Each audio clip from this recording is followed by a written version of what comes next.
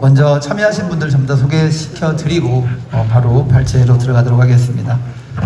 오늘 주제 발표는 네 분의 공동 발제로 이루어질 텐데요. 대표로 발제를 해주실 건국대학교 사회복지학과의 이미진 교수님이십니다.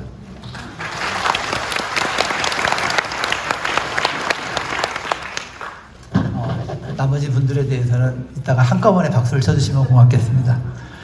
그 다음에 가천대학교 사회복지학과의 남현주 교수님, 그리고 영신대학교 사회복지학과의 권현정 교수님이십니다. 마지막으로 인천대학교 사회복지학과의 전용호 교수님이십니다. 그리고 토론을 맡으신 분들 6분을 소개해 드리도록 하겠습니다. 영산대학교 부동산학과의 송선주 교수님이십니다. 그리고 가천대학교 행정학과의 김성용 교수님이십니다. 한국노인장기요양기관협회 충북 부회장이신 나윤서 부회장님이십니다. 서울특별시 노인복지시설협회의 한철수 회장님이십니다. 민주노총 전국 돌봄서비스노동조합 전현욱 사무차장이십니다. 마지막으로 보건복지부 요양보험 운영과장이신 임동민 과장이십니다.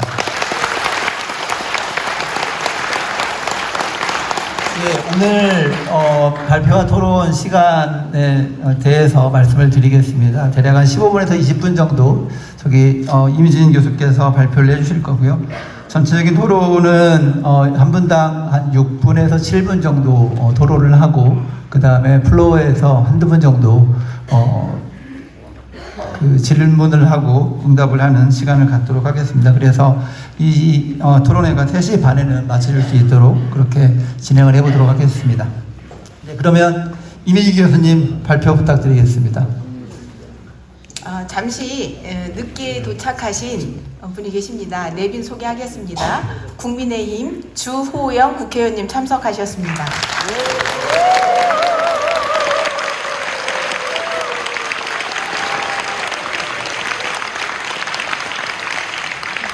이미진 교수님께서 주제 발표하시겠습니다.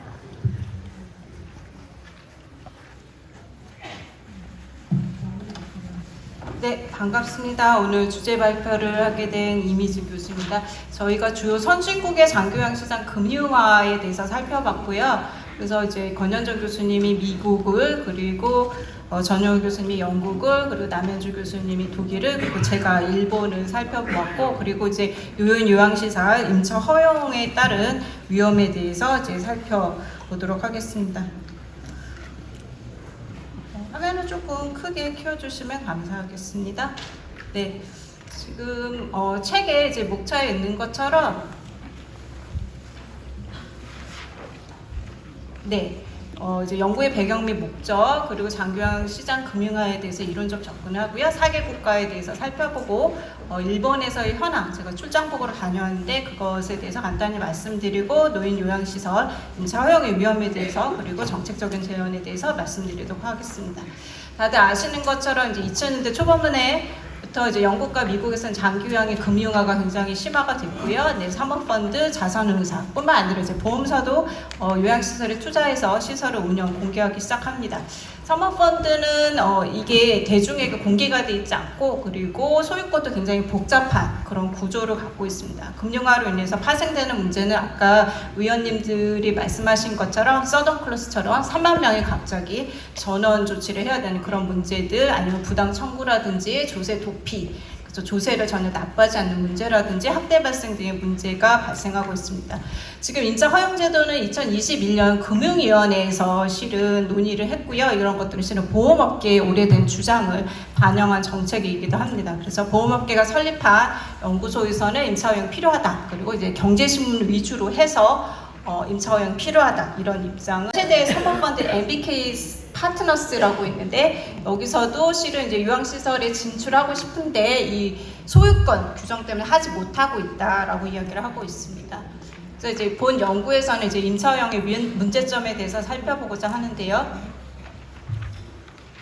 이 부분 그냥 넘어가도록 하겠습니다. 금융화라는 것은 이제 뭐 여러 가지 정의가 있긴 하지만 가장 많이 인용이 되고 있는 정의는 많은 돌봄 기업들이 금융과 관련된 행위를 하면서 생긴 새로운 형태의 축적 체계, 그래서 금융 그런 기법들이 굉장히 사회 전반적으로 활용이 되고 있는 현상을 이야기를 하는데요. 주요 전략을 보면 실은 시설을 소유하는 회사, 시설 운영하는 회사, 그러니까 임차를 허용해주면 이제 이런 것들이 가능해지는데 이것을 분리하는 것들입니다. 이렇게 분리를 함으로써 건물을 이제 소유한 회사는 굉장히 임차료를 많이 받을 수 있게 되고요.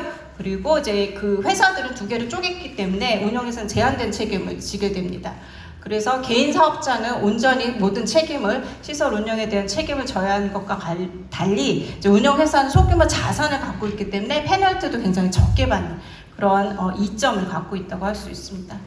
그 다음에 이제 특징 중에 하나는 부채로, 쉽게 말하면 빚을 내서 자금을 조달을 하고요. 조세를 줄이기 위해서 조세 피난처, 조세 도피처라고 하죠. 그런 데다가 회사를 설립한다는 겁니다. 예를 들면 영국 요양시설에서 이제 시장 점유율 1위인 Four Seasons라는 회사가 있는데요. 이 회사는 법인세를 하나도 내지 않고 있습니다. 미국에서 이제 장기요양시장 금융화를 살펴보면 PPT가 잘못 올라왔네요. 네, 예전 PPT가 지금 올라와 있어서요. PPT 좀 교체를 해주시기 바라고, 자료집을 보시면 될 것 같은데요. 지금 보면 이제 미국에서 실은 사모펀드가 운영하는 시설은 한 5% 내외인 것으로 알려져 있습니다. 네, 자료집을 보시면 될 것 같습니다. 그래서 연평균 수익률이 20%에 달하는 거 있고요. 영국 같은 경우에 보면은 사모펀드 투자 요양원은 10% 정도를 차지를 합니다. 그래서 5개 체인이 이제 전국적으로 굉장히 큰데 4개 체인이 사모펀드에서 투자한 시설입니다. 그 다음에 독일 같은 경우에 보면 침상 기준으로 봤을 때 약 6% 정도가 사모펀드가 투자한 시설이고요. 일본은 다른 선진국과 달리 영리가 실은 요양시설, 우리나라에서 이제 요양시설이고 일본에서는 특별양호 노인홈이라고 하는데 비영리만 허용이 되고 있습니다. 그래서 이제 뭐 금융화나 이런 것들을 할 수가 없고요. 근데 이제 좀 눈여겨볼 거는 시설의 양을, 총량을 정해서 총량 규제를 하고 있다라는 점입니다. 그다음에 이제 일본에서 특별 양호 노인홈에 대해서 임차를 허용해주고 있다라는 이야기가 있어서 제가 이제 현지 기관에 방문을 했었는데 실제로 민간의 임차 허용을 통해서 운영되는 시설은 없습니다. 왜냐하면 일본에서는 이제 사회복지법인에 대해서 굉장히 투자를 지원을 많이 해주기 때문에 민간에서 실은 돈을 빌려서 뭐 임차를 할 필요성이 없는 거죠. 그 다음에 이제 뭐 동경도 메구로구, 이게 실은 우리나라 이제 강남과 굉장히 유사한 지역인데요. 그 지역을 보면 그 동경도 내에서 실은 다 수요를 충족을 하지 못합니다. 이거 뭐 어떻게 보면 굉장히 당연한 거죠. 집가가 굉장히 비싸기 때문에 동경도 메구로구 이외의 지역에도 실은 그 동경도 메구로구 이제 거주자, 그러니까 주소를 거기에 갖고 있는 분들인데 이제 실은 다른 데 가서 그 동경의 외곽 지역, 그러니까 저희를 좀 거의 경기도와 비슷한 그런 지역들인데 그런 지역에 시설에 입소해 있다라고 할 수가 있습니다. 그래서 이제 뭐 그 금융화의 이제 부정적 결과 및 대책, 그쪽 슬라이드인데요. 시설을 매입을 해서 금융공학적인 도구, 그래서 뭐 체리 피킹이라고 이제 이야기를 합니다. 그러니까 그 열매만 따먹는 거죠. 좋은 열매만 따먹고 결과적으로 굉장히 안 좋은 결과도, 임대료나 뭐 부채가 높고, 그래서 나중에 이제 높은 가격으로 매각을 하는 이런 형태가 독일에서도 실은 발견이 됐습니다. 우리가 뭐 미국과 영국만 그렇고 장기요양보험 제도를 갖고 있는, 그리고 굉장히 강한 규제를 하고 있기 때문에 뭐 독일에서는 그런 일이 없을 거야 라고 생각을 하지만 강한 규제를 하고 있는 독일에서조차 이런 문제가 있다고 할 수가 있습니다. 네. 넘어가서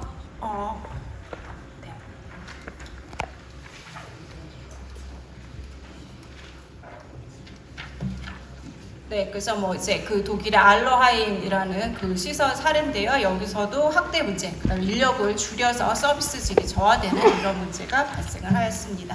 그래서 이제 금융화의 부정적인 결과를 요약을 해보면 이용자 입장에서는 주거 불안전성이 심화가 되고요.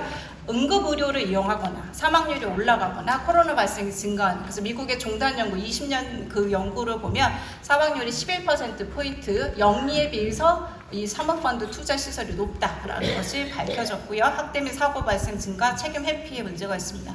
종사자 및 기관의 경우에는 뭐 인력이 부족하거나 감축하거나, 근데 이거는 이제 연구마다 좀 차이가 있고요.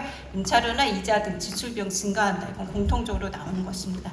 그 다음에 이 금융자본이 굉장히 막강한 파워를 갖고 있기 때문에 정부나 언론이나 노조에도 영향을 끼치고 있고, 시장 지배로 확대해 나가고 이득을 극대화하기 위해서 부당 청구를 해서 이런 재정 요소 현상이 발생하고 있다라고 정의할 수 있겠습니다. 그래서 금융자본은 이제 투기를 방지하기 위한 대책들이 있는데요. 미국과 영국을 보면 이제 부당 청구와 관련된 것들, 그다음에 소유권이 굉장히 복잡해서 그런 문제들을 해결하기 위해서 투명성 조약, 이런 소유 구조를 공개 이런 것들을 하고 있고요. 독일 같은 경우 이제 브레멘 주 정부에서 수익률을 제한을 해서 사모펀드 투자 시설들이 과도한 이익을 가져가지 못하도록 규정을 만들려고 추진 중에 있습니다. 그렇지만 지금까지의 결과를 보면 재무 정보를 보고를 하지만 그 정보가 정확하지 않다. 그리고 복지 쪽에서 실은 재무회계에 대한 전문성이 없기 때문에 관리 감독하는 것이 너무 어렵다. 슬라이드 제가 이제 넘기면서 지나쳐 왔는데요. 영국의 Four Seasons라는 회사 같은 경우는 계열 회사가 185개고요. 독일의 오르페라는 회사는 800개입니다. 그래서 과연 그 많은 회사들의 관계를 정부 당국이 파악해서 제대로 조세라든지 이런 것들을 파악할 수 있을 것인가? 만약에 있다고 하더라도 엄청난 관리 감독의 비용이 들 것이다. 네, 그리고 회계감사 이런 것들이 필요하다. 근데 회계감사 하는데 돈이 많이 들죠. 네, 정부에서 과연 이런 것들 할 수 있을 것인가? 지금 늘어나고 있는 시설에 대해서 학대 문제도 해결을 못하고 있는 정부가 과연 할 수 있을 것인지 굉장히 의문스럽습니다. 그리고 이제 인건비 지출이 적정하지 않고 진입 조건을 줄이고 제한된 경쟁 시장을 하고 있지만 이 국제 금융 자본들이 굉장히 힘이 막강하기 때문에 쉽지 않다라는 것입니다. 우리나라에서 인자형이 이제 추진되고 있는 배경을 보면 이제 정부는 3가지 정도로 이야기를 하는데요. 베이비붐 세대가 노인이 돼서 노인인구가 늘어나고 수요가 증대될 거다. 그 다음에 이제 강남 상부 등 대도시 일부 지역은 수요 대비 공급이 부족하다. 그리고 이제 공급이 부족한 건 비싼 집값 때문이다. 뭐 이렇게 설명을 하는데 이건 좀 중요한 그림이니까 살펴보도록 하겠습니다. 이게 금융위원회 보도 자료입니다. 지금 그 그림을 보면 보험사가 회사를 만듭니다. 자회사, 요양시설 개발 소유 현상이라고, 소유 회사라고 하는데, 이 회사를 만들고 운영하는 업체는 따로 만드는. 그래서 보이는 것처럼 운영 리스크 완화라고 되어 있죠. 네, 그래서 운영에 대한 책임지지 않는. 그래서 사모펀드에서 주로 하는 방식과 굉장히 유사하다는 것을 알 수가 있습니다. 임차형의 추진의 이제 문제점은 무엇이냐? 임차형 과거에 실은 폐기된 규칙입니다. 무슨 얘기냐면 장교양제도 도입됐을 때 2008년 7월 1일에 임차를 허용했었습니다. 네. 노인 요양시설에 대해서도 다 허용을 했는데 경영의 안정성 이런 게 문제가 돼서 시행규칙을 바꾸게 됩니다. 그래서 임차 허용하지 않는 걸로. 그러니까 과거에 실패했던 정책인데 다시 한번 하겠다. 왜 다시 하려는 건지 이해하기 어렵습니다. 이제 단기 시설들이 있었는데 이 시설 소유권 문제가 이슈화가 됐어요. 그래서 간단히 말씀드리면 정부에서 보도 해명자를 냅니다. 뭐라고 내냐? 지속적이고 안정적인 시설 운영을 위해서 건물의 소유권을 확보하도록 하고 있다. 정부도 그걸 알고 있다는 것이죠. 그리고 이제 미래 세대 노인들 이야기 많이 하고 있는데 지금 보면 우리나라에서 지금 노쇠한 노인의 통계 수치가 줄어들고 있습니다. 그러니까 2008년에 41%였는데 2020년 23%. 그러니까 노인들이 건강하고 그 다음에 시설 입소가 가능한 1, 2등급의 비중도 줄어들고 숫자도 그렇게 크게 늘어나지 않고 정부는 재가를 지향하는 정책을 추진하겠다라고 하고 있습니다. 그리고 미래세대 노인들을 물어봤더니 교외에 있는 공공시설을 선호한다라고 그렇게 대답을 하고 있어서 미래세대 노인과도 선호와도 배치가 되는 정책이다라고 생각을 합니다. 예상되는 위험은 이제 여러 번 실은 언급이 됐는데 대규모 전원 문제 발생의 위험이 증가가 됐다라는 것이죠. 영국뿐만 아니라 미국의 HCR 매너케어라는 회사에서도 파산이 됐었고요. 최근에 임차로 운영되는 어린이집에서 갑자기 폐원을 해서 어린이들이 갈 데가 없어지는 이런 돌봄의 문제가 발생했는데 당연히 유사한 문제 발생할 것이라고 생각합니다. 이제 금융자본이 들어오게 되면 시장 지배력이 늘어나게 될 거고요. 이제 뭐 그런 회사들은 실은 초기에는 굉장히 좋아 보일 수도 있습니다. 뭐 간호사도 고용을 할 거고 비급여를 할 거고 뭐 그래서 이제 양질의 서비스를 제공할 수 있겠지만 장기적으로 봤을 때 독일 같은 경우에도 장기적으로는 임금 인상이 되지 않는 것으로 나타나고 있고 이제 이런 시설들이 늘어나다 보니까 비영리나 소규모 시설들이 줄어들게 되고 저소득층이나 중산층이 갈 수 있는 시설이 없어지더라. 그래서 이 돌봄의 격차 문제는 어떻게 해결할 것인가? 이제 처형을 하게 됐을 때는 시설의 학대나 사고가 발생했을 때 누가 책임질 거냐? 왜냐하면 소유와 운영이 분리가 돼서 예전에도 국내에서도 이런 사례가 실에 있어서 이런 문제에 대한 것들도 고민이 필요하다. 그다음에 이제 불안정한 일자리 양성 위장 폐업 이 부분은 이제 민노총에서 오신 분이 토론에서 충분히 다뤄주실 것 같아서 넘어가도록 하겠습니다. 임차 허용을 되면 장기요양 보험 재정 누수 위험이 증가할 수 있다. 이제 권현종 교수랑 제가 같이 연구한 내용인데요. 사모펀드 요양, 요거는 제가 방문 요양이 하나인 거긴 합니다. 살펴봤더니 부채 및 이자 상환 비율이 굉장히 높더라. 그리고 서비스질은 높지 않더라. 이런 결과가 나왔습니다. 그래서 실은 우리의 장기 요양 보험 재정이 굉장히 그 소중한 돈이 그 사모펀드, 기업 아니면 보험업에 굉장히 과도한 수익을 창출하는데 사용될 수 있다. 재정이 줄줄줄줄 새는 거 아닐까 걱정이 많이 됩니다.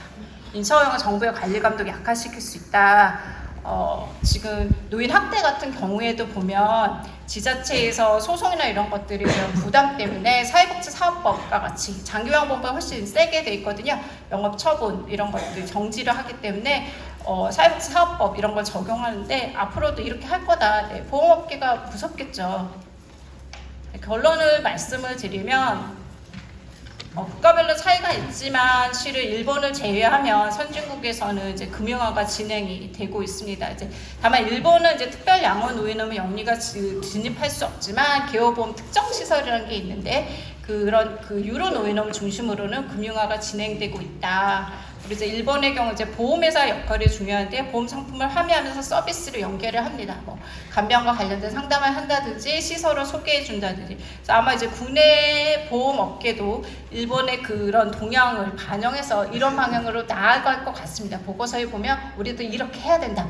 일본의 보험회사들을 따라가야 된다. 이렇게 이야기를 하고 있거든요. 왜냐하면 보험업계 굉장히 어렵습니다. 네, 보험 상품이 잘 팔리지 않고 그래서 새로운 그런 이익을 창출하기 위해서 장기요양이 뛰어들려는 것이죠.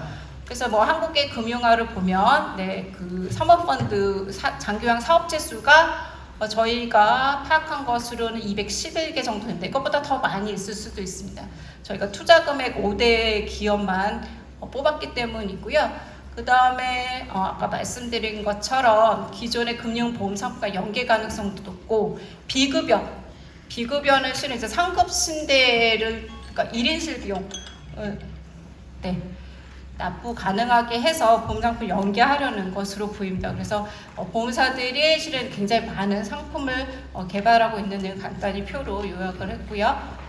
임차 허용 도입 시 예상되는 위험은 넘어가도록 하겠습니다. 유사한 내용이라서 그래서 앞으로 어떻게 해야 되냐?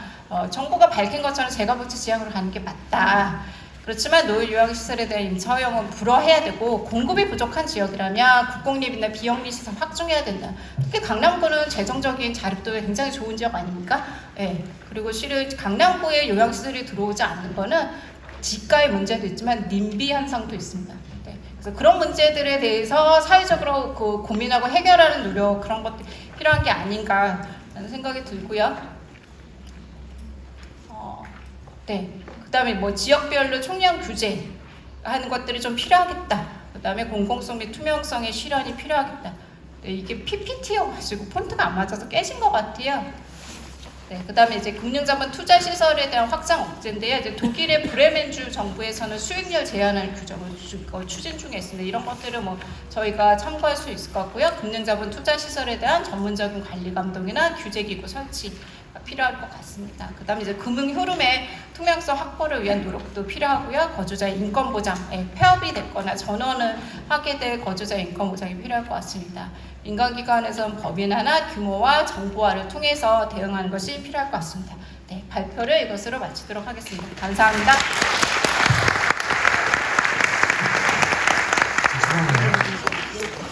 네, 감사합니다. 이미진 교수께서 사실 그 발표 내용이 양이 상당히 방대함에도 불구하고 핵심적으로 주요한 사항 중심으로 발제를 잘 해주신 것 같습니다. 금융화 전략부터 시작을 해서 금융화의 현황을 주요 선진국, 미국, 영국, 일본, 독일을 중심으로 말씀을 해주셨고, 특히 이제 일본 사례의 경우에는 동경부를 중심으로 좀 더 자세한 소개를 해주신 것 같고요. 이어서 그 장기요양 시설 운영과 설립에 있어서 금융화가 일어났을 때 어떤 식의 부정적 결과가 있고 거기에서 어떤 식으로 대책을 가지고 왔었는지 역시 주요 국가 사례를 설명을 해주셨습니다. 그리고 다시 이제 국내로 넘어와서 국내 임차 허용 추진 배경, 현황 그리고 문제점 이런 부분들에 대해서 전체적으로 개괄적으로 소개를 해주셨고요. 맨 마지막에 결론과 정책적 제언까지 상세하게 설명을 해주셨습니다. 예, 발제 감사드리고요. 바로 이어서 토론으로 넘어가 볼까 합니다. 토론은 여기 자료집에 있는 순서 그대로 진행을 하도록 하겠고요. 토론자분들께는 제가 사전에 말씀을 못 드렸습니다만 대략 한 7분 정도 선에서 토론해 주시면 어떨까 싶습니다. 혹시 시간이 더 필요하신 분은 저한테 눈치대로 얘기를 해주시면 제가 이따가 어떻게든 시간을 만들어 보도록 하겠습니다. 네, 그러면 영산대학교 부동산학과의 송선주 교수님 토론 듣도록 하겠습니다. 네, 안녕하세요. 의미 있는 자리에서 이렇게 토론의 기회를 주셔서 감사드리고, 저는 부산에 있는 영산대학교 부동산학과에 재직하고 있습니다. 부동산 학과이다 보니까 여러분, 제 앞에 계신 여러분들과 같이 힘들게 모은 자산을 과연 어떻게 효율적으로 잘 관리해서 수익성을 높이는지에 대한 부분들을 저는 주로 연구를 하고 있고요. 이 장기요양시설의 임차 허용이라는 이런 타이틀을 가지고 이 자리에서 제가 과연 어떤 얘기를 드릴 수 있을까라는 걸 상당히 고민을 많이 하면서 왔습니다. 와서 전국에서 모이셨다고 하고 피켓을 들고 제가 이 사회복지 그리고 장기요양 쪽으로는 이렇게 토론회가 처음이어서 약간 아직은 좀 분위기가 적응이 좀 필요한 상황이긴 한데, 이제 제가 부동산 그리고 이런 금융화 관점에서 좀 말씀을 드리다 보면 임차에 대한 임차 아니면 오늘 지금 발제자분께서 말씀하시는 금융화라는 것 자체는 결국은 타인의 부동산이거나 아니면 타인의 자산을 가지고 어떻게 그걸 운용하는지에 대한 부분입니다. 그러니까 내가 갖고 있는 게 아니고 남의 부동산이거나 남의 자본을 이용하기 때문에 내 의사대로 움직일 수 없다라는 게 그 전제로 깔려 있는 거고, 임차 허용에 대해서 굉장히 민감한 부분인데, 이렇게 임차가 허용된다면 이 장기요양 시설에서 대기업 또는 민간의 여러 자본들이 투입된다는 걸 의미하고, 그것은 바로 이제 우리 시장이 금융화로 연결되고 확대될 수 있다는 걸 의미하는 것 같습니다. 이 금융화라는 건 결국은 금융은 여유 자금이 부족한 자금 쪽으로 흘러가는 과정입니다. 이건 이론적인 부분인 거고, 여러 각각의 분야 시장에서 금융화라는 개념은 이 본질적인 내용보다는 기업 간의 인수, 합병 또는 파산, 조정 이런 거에 메인을 두고 있어서 누군가 개인에게는 그게 파산이거나 인수당하거나 이런 측면이어서 이런 게 이 장기요양 시설과의 어떤 충돌 문제가 있지 않나라는 걸 주로 봐야 될 거로 생각이 되었습니다. 이 금융화에서 언급할 수 있는 대부분의 내용들이 펀드나 아니면 리츠 이런 좀 어려운 용어들이 많이 나옵니다. 저는 부산에서 지금 올라와서 서울역에 보면 서울스퀘어 이렇게 예쁜 모양들이 걸어가는 거 혹시 보셨나요? 그 건물의 소유주는 누구일까요? 또는 강남역에 있는 삼성의 서초 사옥의 소유주는 누구라고 생각하시나요? 그것들이 실명을 거론할 수 없지만 리츠가 소유하고 있습니다. 일개 개인이거나 기업이 소유하지 않고 여러 투자 자금들이 모여서 있는 리츠가 그런 것들을 소유하고 있어서 그 운영에 대해서 상당히 복잡한 구조를 갖고 있다는 걸 전제로 말씀을 드리고요.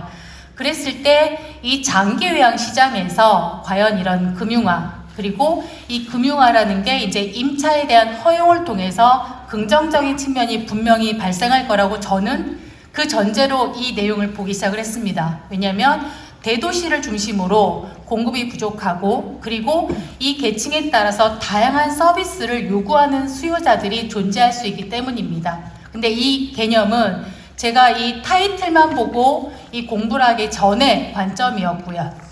그리고 지극히 공급자적인 마인드라고 이제는 알 수 있는 상황이 됐습니다. 왜냐하면 저 또한 향후 모든 대한민국 국민이 모두 이 장기요양 시설의 미래의 잠재 또는 현재의 소비자이기 때문에 그 소비자로서의 관점으로 바라보았을 때 이 정책의 기준이 과연 공급자적인 마인드인 건지 아니면 소비자적인 측면에서 바라보고 있는 건지를 살펴볼 필요가 있다는 생각이 들었습니다. 그래서 이 임차에 대한 허용을 주장하는 의견들을 찾아보니까 공급에 대한 확대 그리고 다양한 서비스에 대한 혜택 과연 그것들이 우리 대한민국 안에서 제대로 그 효과를 발휘할 수 있는지 그렇게 해서 살펴보니까 선진 사례에서 봤을 때 이 공급에 대한 확대 측면을 살펴보면 금융화라는 건 이 자금에 대한 흐름입니다. 고정되어 있는 게 아니고 우리 물이 흐르듯이 위에서 아래로 끊임없이 움직이고 있습니다. 근데 우리 사회복지 장기요양 이 시장에서는 안정적인 공급이 확대가 되어야 되는데 이 민간의 대형 자본의 투입은 그 안정성에 있어서 확보할 수 없다라는 한계점이 존재합니다. 그리고 다양한 서비스에 대한 혜택 측면을 살펴보았을 때는 이게 제가 금융화 말씀을 자꾸 드리는데 금융화라는 건 결국은 다수의 투자자가 모여서 투자 목적에 맞게끔 그 상품이나 서비스가 운용이 돼야 됩니다. 그 투자 목적이라는 개념은 수익과 지출로 연결될 수 있습니다.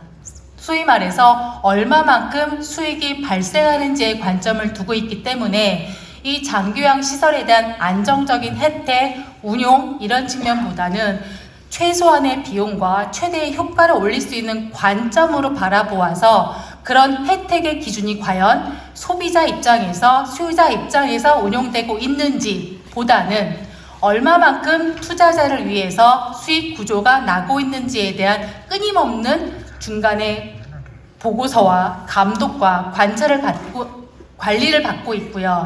이게 이 수익률에 대한 구조가 변화가 되면 투자자들이 빠져나가게 됩니다.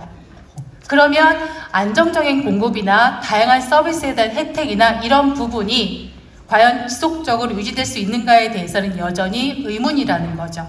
그리고 또 하나 이렇게 민간의 자본이 투입됨에 따라서 정부 입장에서는 그 일부 계층에 한정적으로 운영되는 그 나머지 차상위 계층에 대한 이 돌봄 서비스 기능을 과연 누가 대체할 수 있는가 이런 부분에 대해서까지 확인을 하거나 체크를 해서 이런 임차용에 대해서 이것들을 허용할 수 있는지를 과연 제대로 연구하거나 확인했는지에 대해서 다시 한번 확인할 필요가 있겠고요. 그래서 제가 부동산을 전공하는 입장에서 과연 정부의 정책 방향이 긍정적인 측면으로 끝까지 나아간다면 당연히 모두 지지를 하겠죠. 근데 이 정책이 시작되기도 전부터 이 부정적인 아니면 부작용으로 인해서 발생할 수 있는 문제가 있다라고 한다면 그 정책의 방향을 과연 이게 그리고 부동산이 특히 비가역성이기 때문에 한번 펼쳐진 정책을 문제가 발생했을 때 과연 되돌릴 수 있는지 되돌릴 수 있다라면 그게 사회적 비용이 얼마나 발생을 할 수 있는지까지 함께 검토가 되어야 될 것이고요. 그런 것들이 충분히 검증이 됐을 때 그 정책에 대한 실효성이 있지 않을까라는 생각을 한번 해보았습니다. 이상입니다.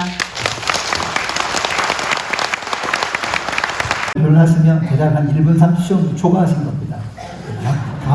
다음부터는 이제 그 시간을 한번 고려를 해주시기 부탁을 드리겠습니다.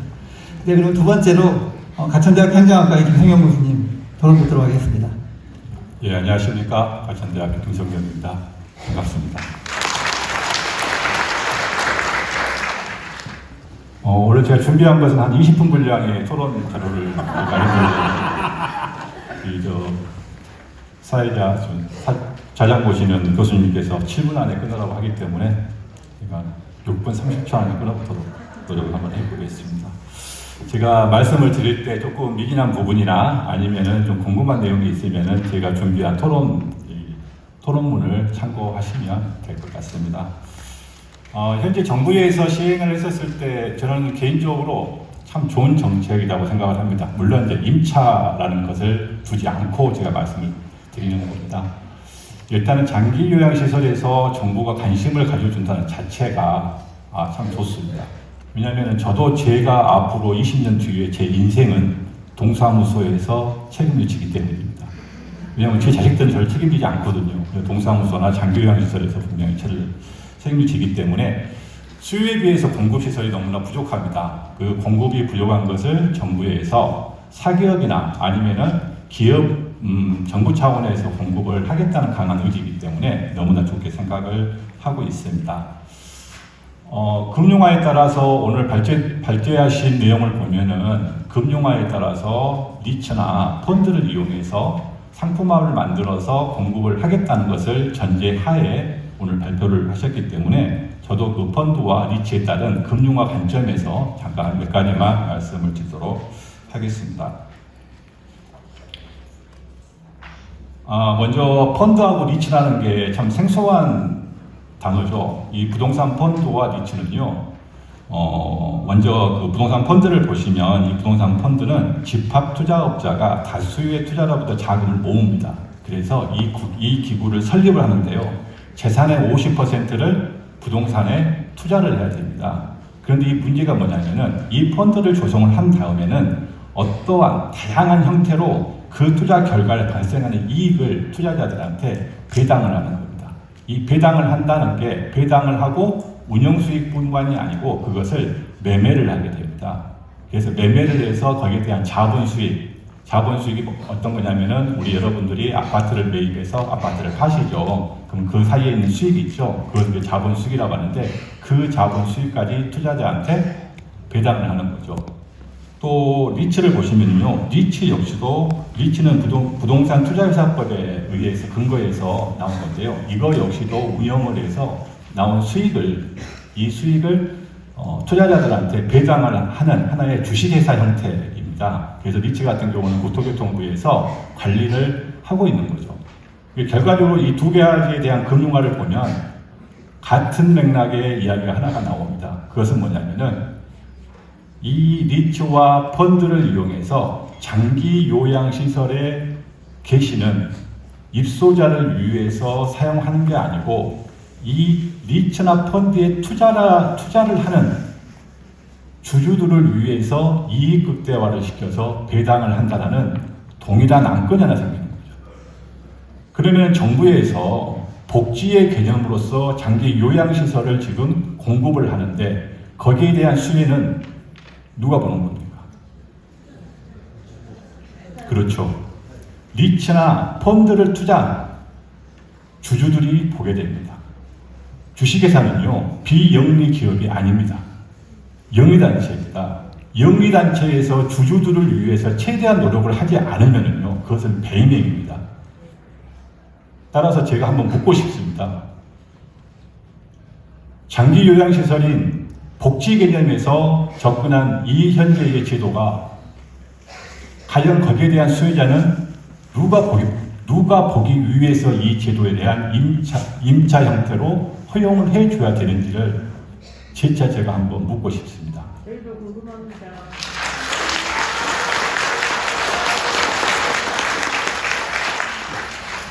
여기서 박수 치시면 제가 먹고 살기 힘들어집니다.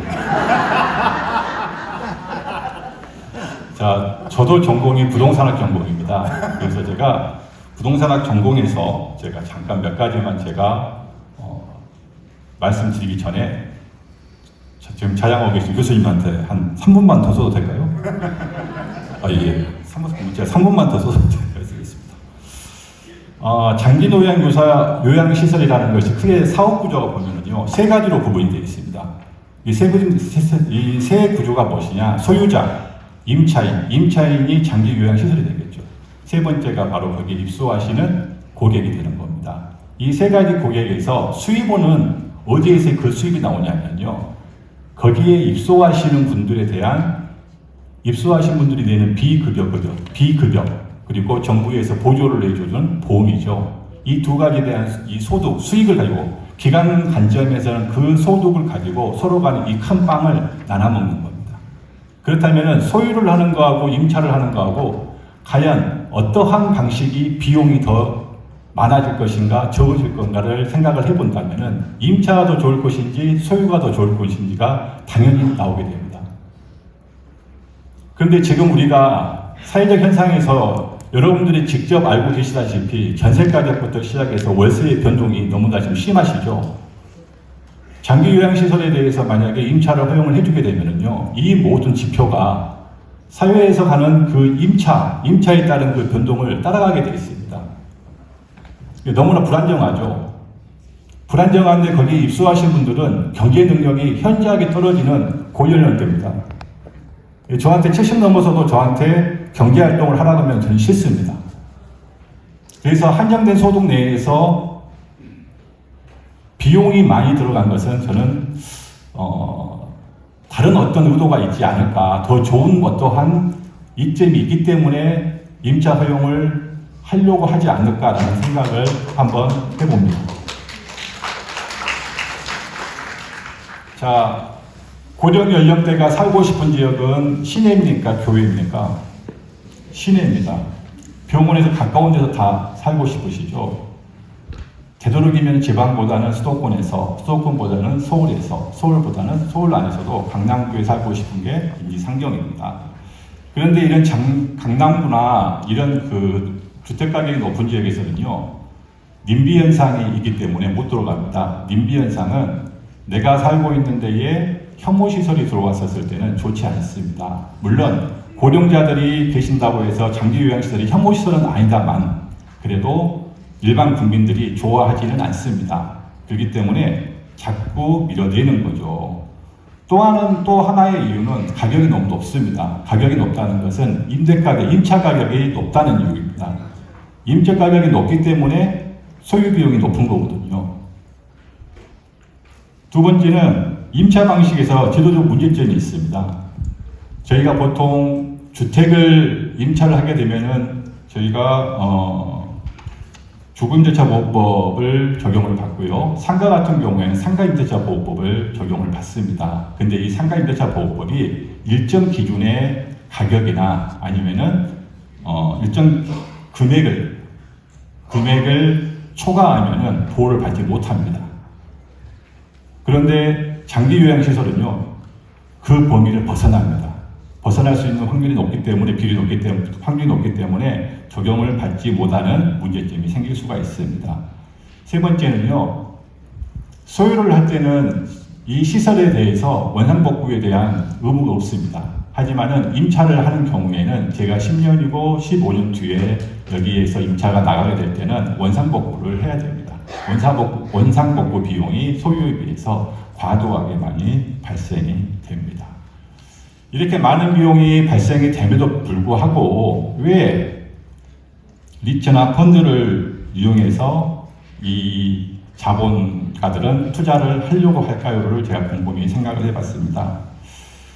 지금 이제 고령인구가 굉장히 증가하죠. 고령인구가 증가하는 사회적 현상에서 정부가 일정 금액을 보조를 해주고 있는 그 장기요양시설에 대한 사업은 위험에 비해서 안정성이 너무나 좋습니다. 그리고 이익에 대한 현금이 너무 높다는 거죠.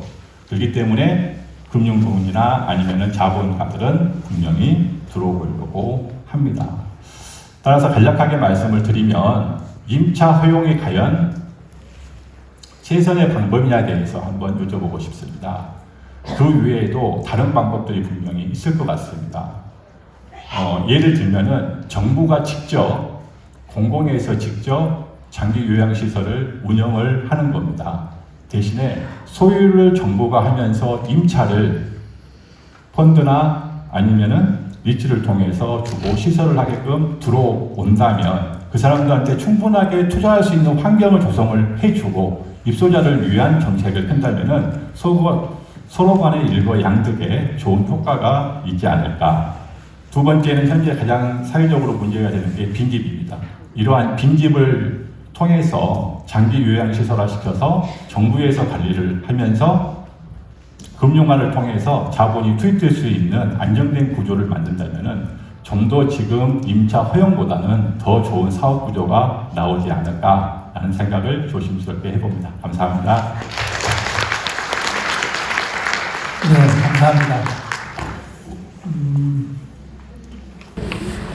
공급과 관련해서 역시 이제 수요자의 입장에서 봤을 때의 불안정성의 문제라든지 그리고 그 공공의 자원을 투여한 것으로부터 발생하는 수익이 민간 자본과 자원에 돌아가는 그 구조의 불합리성 이런 것들을 중심으로 토론을 해주셨습니다.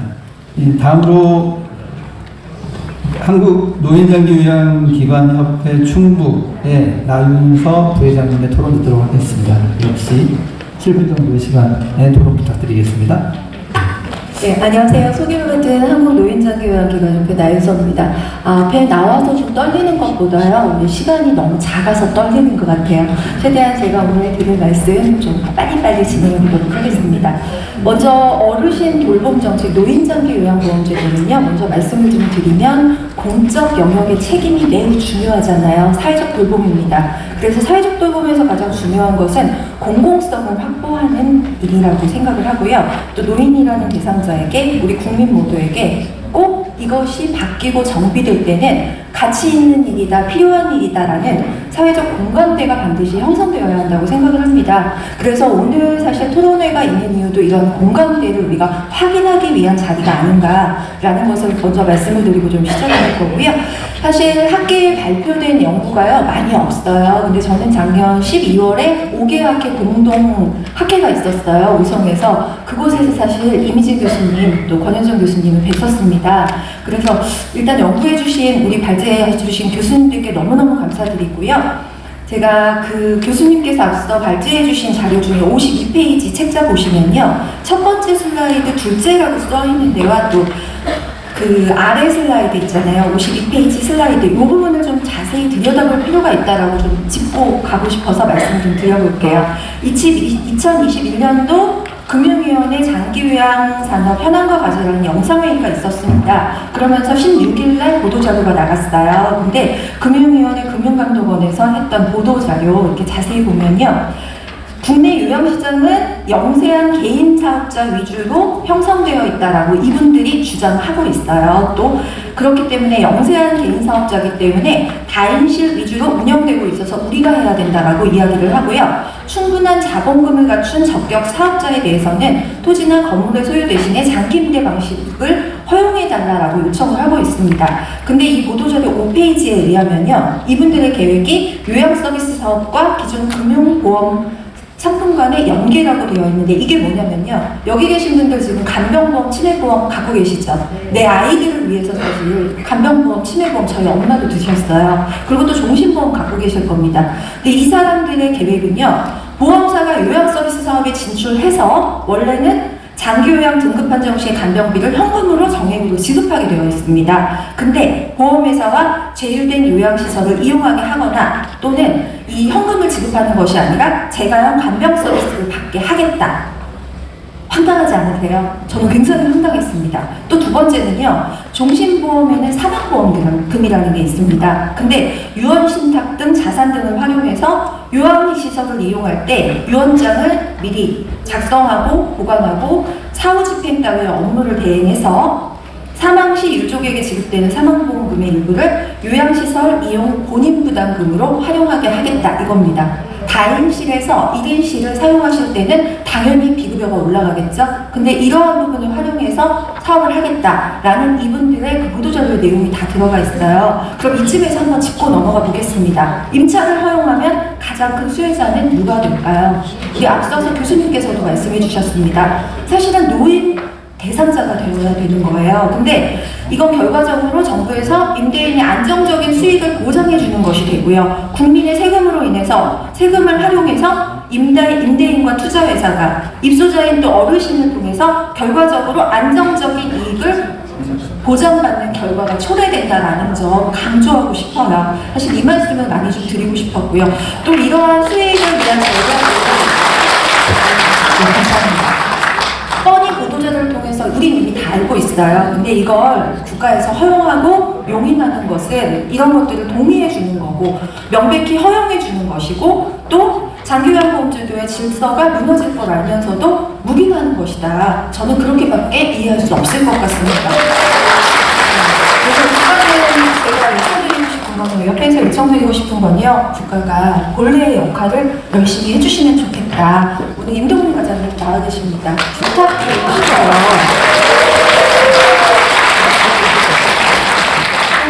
사회복지 구성 요소는요, 사실 대상이나 급여나 전달체계 재원으로 구성됩니다. 여기서 논점은요, 대상자인 노인을 위한 장기요양 서비스 급여를 국가의 보험료를 사용해서 전달체계인 누가 급여를 제공하는가예요. 이게 너무나 중요하거든요. 근데 요양시설 임차호용은요, 그냥 단순한 문제가 아닙니다. 사회복지, 노인복지의 전달 주체가 바뀌는 거예요. 그러니까 운영 주체가 바뀌게 되는 거죠. 보험사, 금융회사는요, 사회복지 정책과 서비스의 본질보다 수익률을 가장 우선으로 할 수밖에 없습니다. 그게 그들의 역할이에요. 이런 것이 만약에 운영 전략의 주체가 된다? 동의할 수 없습니다. 이 또한. 그리고 사실 오늘은 제가 가장 많이 말씀드리고 싶은 건요. 지금까지도 말씀을 많이 드렸지만 노인 요양시설의 임차호용의 가장 큰 문제점은요. 노인의 권리가 위협받을 수 있다라는 겁니다. 저희는 사실 그걸 가장 많이 현장에서 제가 15년, 16년을 있으면서 저도 사회복지사입니다. 그렇기 때문에 또 사회복지 공부도 하고 있고요. 그렇기 때문에 저희를 위해서라고 니들 바꾸를 지키기 위해서 이러는 거야 라고 오해 안 해주셨으면 좋겠고요. 노인의 권리가 위협받을 수 있다라는 거, 또 쉽게 무분별하게 기관을 설립하고 확장하는 거, 서비스가 중심이 아니라 수익 중심이 반드시 되어 갈 거고요. 임대비는 임차료 반드시 높아질 겁니다. 그리고 또 한 가지 상급 침실 비용 등의 1인실 비용이 높아가면서 역시 어르신 자체 내에서도 어르신 간의 계급 간, 신분 간의 차별을 조장할 수 있다라는 거 말씀드리고요. 복지부가 노인 대상자의 차별을 발생시키는 결과를 사실 목적으로 하지 않습니다. 그렇기 때문에 지금 이 순간에 우리가 가장 고민해야 할 건요. 장기요양기관의 질적 수준을 어떻게 더 높일 수 있을까? 또 노인이 인간다운 삶을 어떻게 누리게 할 수 있나? 제도적 안전장치를 조금 더 정비해야 되는 상황인데 사실 우리가 지금 임차호용은 당연히 과거에도 사실은 폐기된 거나 다름없는 그런 것이기 때문에 사실은 임차호용은 정말 고민할 필요도 없는 문제다라고 말씀을 드리고 싶고 또 한 가지 무분별하게 기관이 많이 생겨난다면요. 2023년도에 하나의 예를 들어보도록 하겠습니다. 모모 지역에서요. 아마 다 아실 거예요. 노인학대 사건 도립에서 운영하는 곳이었습니다. 그러면서 150만 원에서 그 당시에 한 수십 명의 요양보호사 선생님들이 500만 원까지 벌금을 처벌받은 걸로 알고 있어요. 근데 업무정지 처분에 있어서는 79분의 어르신을 옮길 곳이 없어서요. 역시 지자체에서 처분 수위를 결정 못한 사례 있습니다. 인터넷에 이제 검색해보시면 모두 다 나올 거고요.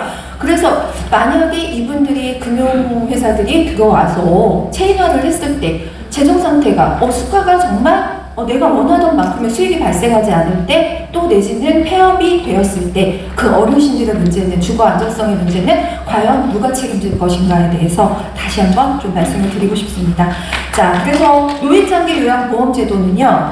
사회 구성원에게 보상되는 보편성의 원리를 가장 강조해야 하고 자본주의 시장 메커니즘에 의한 종속성을 개선해야 되고 또 하위계층과 반드시 중산층의 복지급여 제공을 재분배하는 역할을 반드시 해야 된다고 생각하고요. 이 역할을 민간이 할 수 없는 부분이 있다면 국가에서 해주셔야 한다고 생각합니다. 마지막으로 말씀드리도록 하겠습니다. 자, 국가의 안전보장과 질서 유지와 또 공공복리를 위해서는요. 그 법과 규칙을 재정비하는 것, 뺀 기준과 조건을 잘못 설정하게 되면 바로 인권 침해로 이어지게 됩니다. 노인 인권 침해로 이어진다는 말씀을 드리고 싶은 거예요. 그래서 여기서 뺄 기준과 조건이란 말씀을 드렸어요. 임차 허용이 지금 과연 빼도 되는 기준인지 국가에 마지막으로 묻고 싶습니다. 이상 제 이야기 마치도록 하겠습니다. 감사합니다. 나윤서 부회장님께서 서비스 중심이 아니라 수익 중심으로 운영되게 될 것이라는 전망을 해주셨고, 이제 그럴 경우에 어떤 문제점이 있을지를 조금 말씀을 해주셨고요. 장기요양기관과 서비스 질적 제고를 위한 운영비가 필요한 시점에 임차허용이라고 하는 그 방식의 접근이 적절한가라고 하는 문제 제기를 강하게 해주셨습니다. 네, 감사합니다. 잠깐만 교수님, 네. 지금 내빈이 오셔서 잠시 인사하고 하겠습니다. 네. 더불어민주당 김민석 국회의원님 오셨습니다.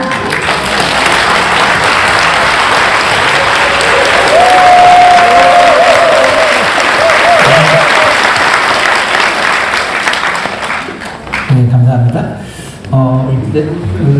다음 토론자를 모시도록 하겠습니다. 서울특별시 노인복지시설협회의 한철수 회장님의 토론 듣도록 하겠습니다. 네, 감사합니다.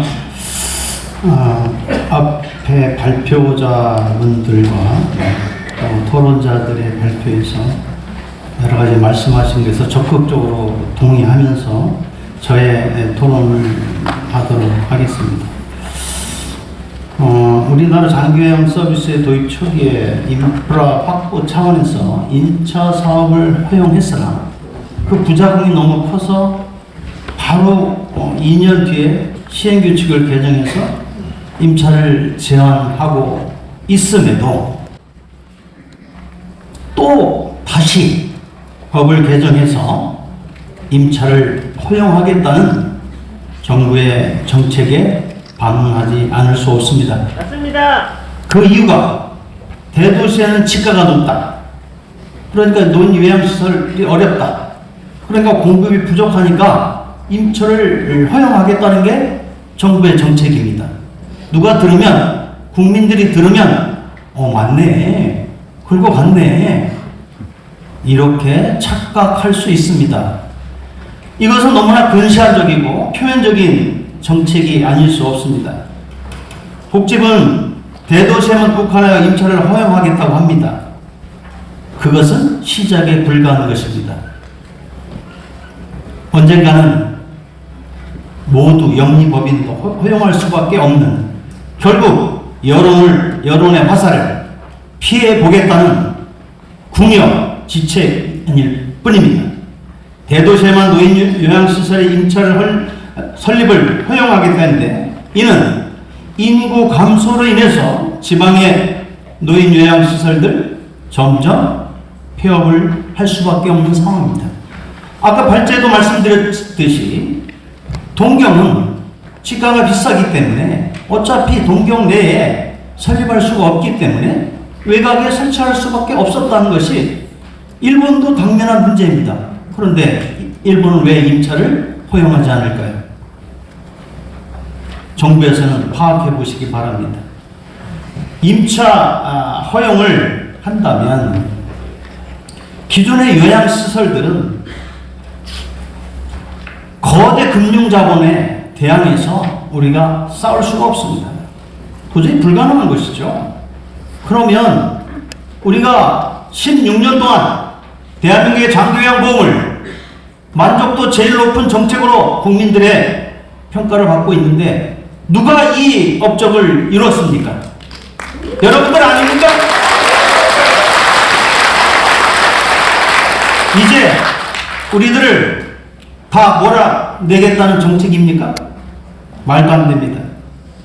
그토록 한국노인복지학회 등 19개 여러 사회복지학회에서 공동 성명까지 내면서 임차용을 반대하고 있음에도 또 우리가 이렇게 많이 모여서 몇 차례 토론을 하고 있음에도 정부는 왜 이 정책을 밀어붙이려는지 도저히 그 의도를 가늠하기가 어렵습니다.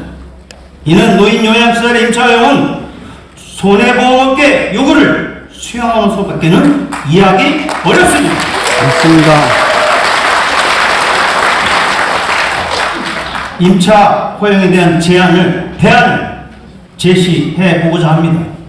보건복지부는 작년에 제3차 장기요양 기본계획을 발표했습니다. 여기서 이런 얘기를 했습니다. 신노년층의 주요 특성이 대도시 및 수도권에 거주하는 비율이 높고 고졸 이상의 학력 비율도 높으며 건강관리도 잘하는 편으로 내가 살고 있는 집에서 노후 생활하기를 선호한다고 발표했습니다. 이렇듯 집에서 거주하는 노인 인구가 많기 때문에 재가 중심의 통합 재가 서비스를 하겠다고 장교양 기본계획을 발표했습니다. 그럼에도 그 정책에 역행하는 대동시 중심의 노인요양시설 임차형이라니 앞뒤가 맞지 않는 정책이다 말하지 않을 수 없습니다. 시설 입소를 위한 요양시설 건축의 확대 정책이 아니라 노인들이 살고 있는 지역을 거점으로 재가양기용 서비스를 중심으로 하는 통합 재가 서비스 정책을 좀 더 구체화하고 발전시킬 수 있는 정책이 나와주기 바랍니다. 그래도 굳이 정부가 대도시에서 노인 요양시설이 필요하니까 확충하겠다면 국공립시설을 확충하시기 바랍니다. 일본처럼 비영리 법인들에게 시유지나 국유지를 무상 제공해서 저리로 대출해서 건축할 수 있도록 제도적인 법적 지원을 해 주시기 바랍니다. 결론으로 말씀드립니다. 이 자리에 참석한 우리 원장님들은 생존권을 가지고 울분을 토해내며 이 자리에 참석했습니다. 또다시 장기양 보험제도의 파행을 야기시키면서까지 임차 허용제도를 한다면 아마 여기 있는 분들이 피를 토하고 자결하지 않을까 전 심히 염려스럽습니다. 맞습니다.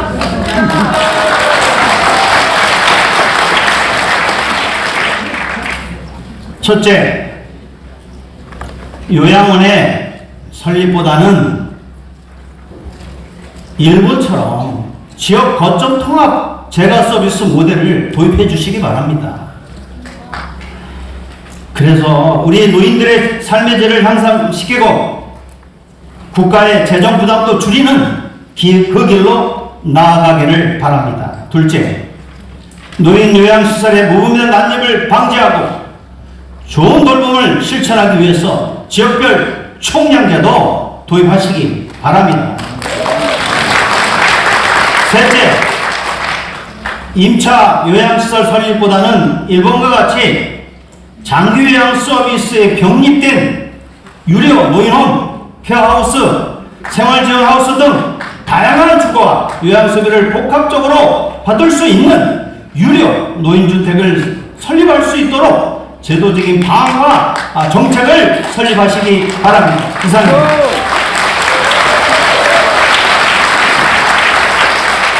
네, 감사합니다. 한철수 회장님께서 지금 현재 대도시 내에 있는 공급 부족에 대응하기 위한 임차 활용 방식이 매우 근시안적이고 장기적으로 봤을 때 자본의 이해에 의해서 좌지우지되는 정책이 되고 말 것이라는 우려를 표해 주셨고요. 그리고 단정적으로 이제 보험업계의 이해를 대변하는 것이 아니냐라고 하는 의문을 제기하셨습니다.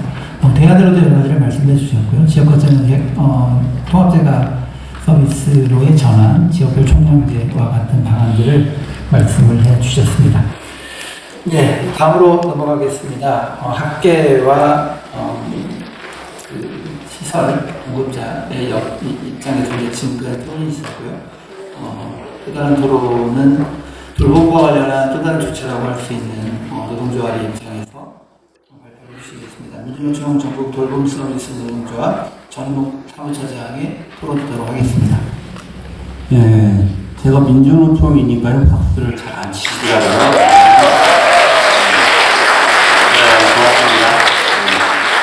사실은 사용자 기관협회에서 이렇게 토론을 하니까 고민이 좀 많이 되고 부담도 많이 됐지만 같은 입장에 있다는 말씀을 전합니다. 저희 노동조합을 하면서 이제 사용자들이랑 갈등도 되게 많았는데 정부가 제도를 개선해주지 않는 문제를 사용자랑의 어떤 갈등만으로 해결할 수는 없다 이런 결론을 많이 내렸고요. 그래서 향후에 있어서는 제도 개선에 있어서는 사용자 측과 같은 입장에 있다고 하면 적극적으로 함께하자 된다라는 입장을 전합니다. 준비하면서 좀 저도 공부를 좀 하는 그런 과정이었고요. 저는 일본 보험사를 잠깐 보니까 니폰 생명이 있고 손포케어 이런 보험사들이 있더라고요. 근데 단 2년 만에 매출이 1조 2천억, 어마어마하죠.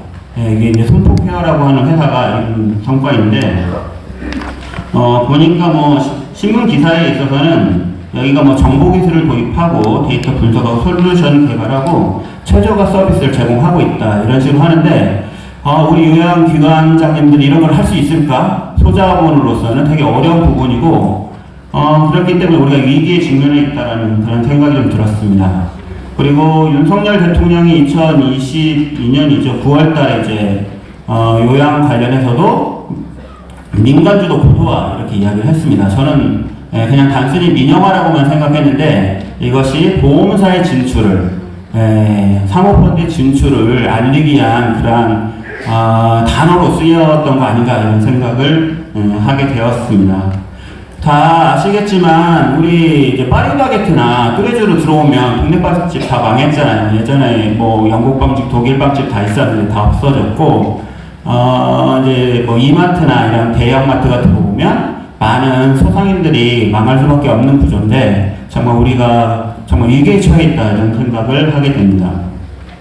자, 노동조합이 반대하는 이유를 좀 먼저 말씀드리면 일단은 돌봄의 국가 책임을 방기하고 공공성을 후퇴하는 것이다 라고 말씀드리겠습니다. 앞서서도 많은 전문가님들이나 우리 한철수 회장님도 말씀하셨는데 국공립이 지금 아시겠지만 1%도 안 되고 있습니다. 그래서 저희는 노동조합에 30%까지 올려야 하는 거 아니냐 이렇게 계속 주장을 해왔고 이제 돌봄 노동자들한테도 적정 임금과 처우 개선이 필요하다 이렇게 얘기를 했었습니다. 그런데 지금 보험사나 사모펀드가 들어오면 실제로 이것들은 너무 어려워진다. 한번 정책이 바뀌면 역행하기는 되게 어려운 부분이기 때문에 안 되겠다라는 생각을 하게 되었습니다. 두 번째로는 노동 조건이 좋아질까 이런 고민이 있어서는 절대 아니다 이런 생각을 하게 되었고요. 돌봄 현장이 시스템화되고 기계화될 거고 그 과정에서 돌봄 노동자들은 고강도 노동을 할 수밖에 없을 거다 이렇게 생각이 됩니다. 자본의 목적은 이윤 창출이 목적입니다. 그래서 비용을 최소화해야 하는데 그러면 인건비를 인상할 거냐 처우를 개선할 거냐라고 하는 부분은 아닐 거다라고 그렇게 생각을 하고 있고 이게 이제 발제자료에서 보면 전출금 21%를 가져갔다 이런 이야기 들었을 때 그러면 돌봄 노동자들이 정말 처우 개선이 될 수 있나? 아닐 거다라고 그렇게 생각이 듭니다. 세 번째로는 저희가 노조 활동을 하는데요. 더 어려워질 거다 이렇게 생각을 하고 있습니다. 이제 거대 자본이 들어오면 기본적으로 노조는 이윤 창출의 걸림돌이다 이렇게 생각을 하시잖아요. 그렇게 되면 결국에는 노조가 임금 인상을 하거나 아니면 복지를 강화해달라고 했었을 때 이것들을 무시하거나 받아들여지지 않을 가능성이 매우 높다라고 생각이 들고 그 이후에는 노조의 활동을 제약하거나 무력화하기 위해서 노력을 할 거고 해산을 종용할 거다 이렇게 보고 있습니다. 돌봄 현장이 비정규직 고령의 여성 노동자들인데 지금도 노동조합 하기 너무나 어려운 조건에서 거대 자본이 들어왔을 때는 더 어려워질 거다 이렇게 생각을 하고 있습니다. 네 번째로는 돌봄 현장이 시장화, 금융화됐을 때 앞서도 많이 이야기했지만 매매, 매각, 통폐합 이런 것들이 이루어진다고 하면 우리 안에서 일하는 요양 노동자들은 일자리를 잃게 되거나 불안정 노동에 시달릴 수밖에 없고 생계 위협을 느낄 수밖에 없을 것이다 이렇게 생각을 합니다. 다음은 구체적으로 KB 사례를 좀 말씀드리려고 하고 있고요. KB에 일하는 노동자 한 3분 정도 제가 통화를 좀 하고 왔습니다. 이제 91페이지 표가 있죠. 이 표에 보면 일단 홈페이지에 올라온 자료를 제가 정리한 겁니다. 위례하고 서초 빌리지 두 군데가 있는데요. 저는 깜짝 놀랐던 거는 서초 빌리지에는 4인실이 없구나. 그리고 위례 빌리지에도 이 4인실이 아주 조금만 있구나. 지금 현재는 다 4인실 운영하고 있는 거 맞으시죠? 네. 맞습니다. 그런데 이렇게 금융자본이 들어오니까 특화해서 1, 2인실만을 운영을 하고 있다. 이런 것이 확인이 되었고, 앞서서도 얘기했듯이 요양원에서마저 불평등이 심화되고 있고, 이것이 점점 더 강화되는 거 아니냐라는 우려점을 가지게 됩니다. 그리고 노동강도에 있어서도 큰 기업이 하니까 근로조건이 좋을 거다라고 해서 많은 선생님들이, 인근에 있는 요양원에 있는 선생님들이 그쪽으로 옮겨갔지만 실상은 그렇지가 않았고 더 힘들게 일하고 있는 것이 확인이 되었습니다. 저희 노동자들은 같은 임금이면 같은 정도의 일을 해야 한다고 생각하는데 여기 이곳에서는 그렇지 않았던 것이 확인이 되었습니다. 좀 더 구체적으로 이렇게 말을 하면은요, 우리 요양보호 선생님들이 유레빌리지 같은 경우는 5층에 24분의 1인실 어르신들을 모시고 있었고 2명이서 12분의 어르신들을 좀 모시고 있었는데요. 방이 많다 보니까, 그리고 공간이 크다 보니까 이동 공간이 너무나 커서 힘들다, 이런 이야기를 좀 하신 게 있고, 목욕은 일주일에 2번씩 하면서 뭐 겨울이든 여름이든 상관없이 이렇게 일을 하고 있는 게 확인이 되었고, 물리치료, 와상에 있는 어르신들 다 끌고 가가지고 물리치료 서비스를 하고 있다. 그리고 매일같이 물리치료 받으시는 분들도 있다. 이런 이야기도 있었고, 어르신들하고 뭐 요리 만들기 프로그램 뭐 이런 것도 있다고 하는데 종교활동 뭐 매주 하고 있고요. 전반적으로 서비스는 강한지 모르지만 우리 요양보호사 선생님들한테 인원 충원이 안 된 조건에서 서비스가 많아지는 건 너무 힘든 일이었고, 그래서 대부분 1년을 견디지 못하고 대부분 다시 다른 요양원으로 갈 수밖에 없었다, 이러한 이야기를 했습니다. 그래서 좀 결론적으로 말씀을 드리면, 지금 임대 허용은 장기 요양제도의 시장화를 의미하는 것이고, 돌봄 노동자들의 처우를 개선하는 것에 있어서도, 그리고 돌봄의 국가 책임을 강화하는 것에 있어서도 전혀 도움이 되지 않는다라는 말씀을 드리겠고, 오히려 노동 강도만 현재 수준에 있어서는 높아지고 고용 불안정성만 높아질 뿐이다. 그리고 이렇게 일하다 보면 요양 노동자들은 쓰러지고 폐기되는 그런 상황에 직면할 거다라고 생각이 듭니다. 저는 복지 분야마저 이렇게 자본이 집중화되고 시장화되는 거 절대 막아야 한다고 생각을 하고 있고요. 저희 민주노총 돌봄 서비스 노조도 힘있게 여러분들과 함께 연대해서 싸우겠습니다. 고맙습니다. 네, 감사합니다. 서두에도 말씀하셨습니다만 사실 오기 어려운 자리를 저는 오셨다고 생각을 하고요. 그리고 본인이 생각하시는 지점들을 요목조목 잘 정리해 주셔서 감사합니다.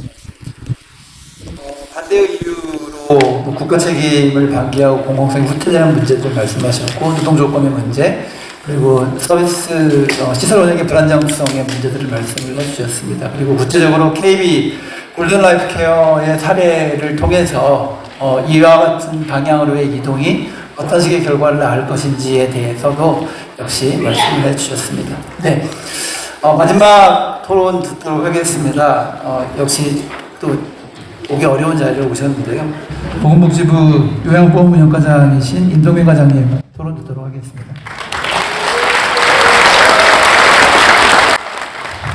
네, 먼저 인사드리겠습니다. 저 복지부 요양보험운영과장 임동민입니다. 아마 여기 계신 분들은 저랑 한 번씩은 다 보셨을 것 같네요. 왜냐하면 제가 4개 단체 다 행사 때 가서 특강도 해드리고 기본계획 설명도 해드리고 해서 아마 다 뵀던 분들인 것 같습니다. 제가 사실 작년 5월에 그 요양보험운영과장으로 모임해서 왔고요.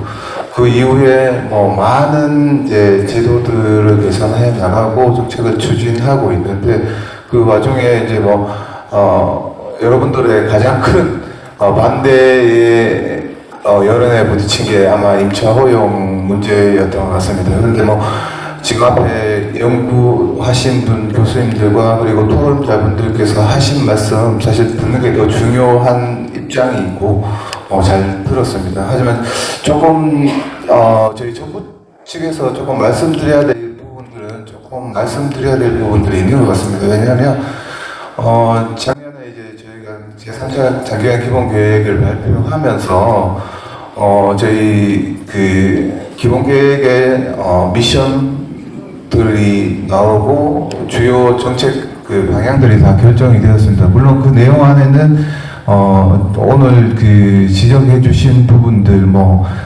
제가 중심의 서비스로 가야 된다.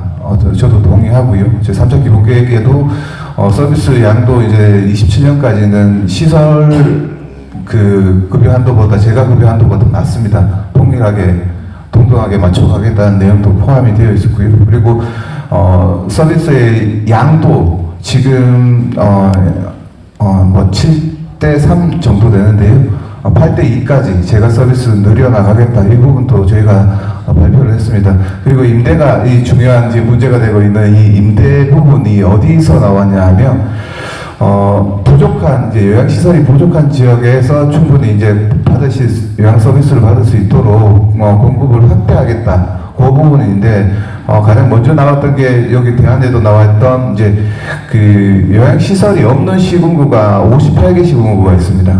거기에는 저희가 우선적으로 공립형 요양시설을 설립하도록 하겠다.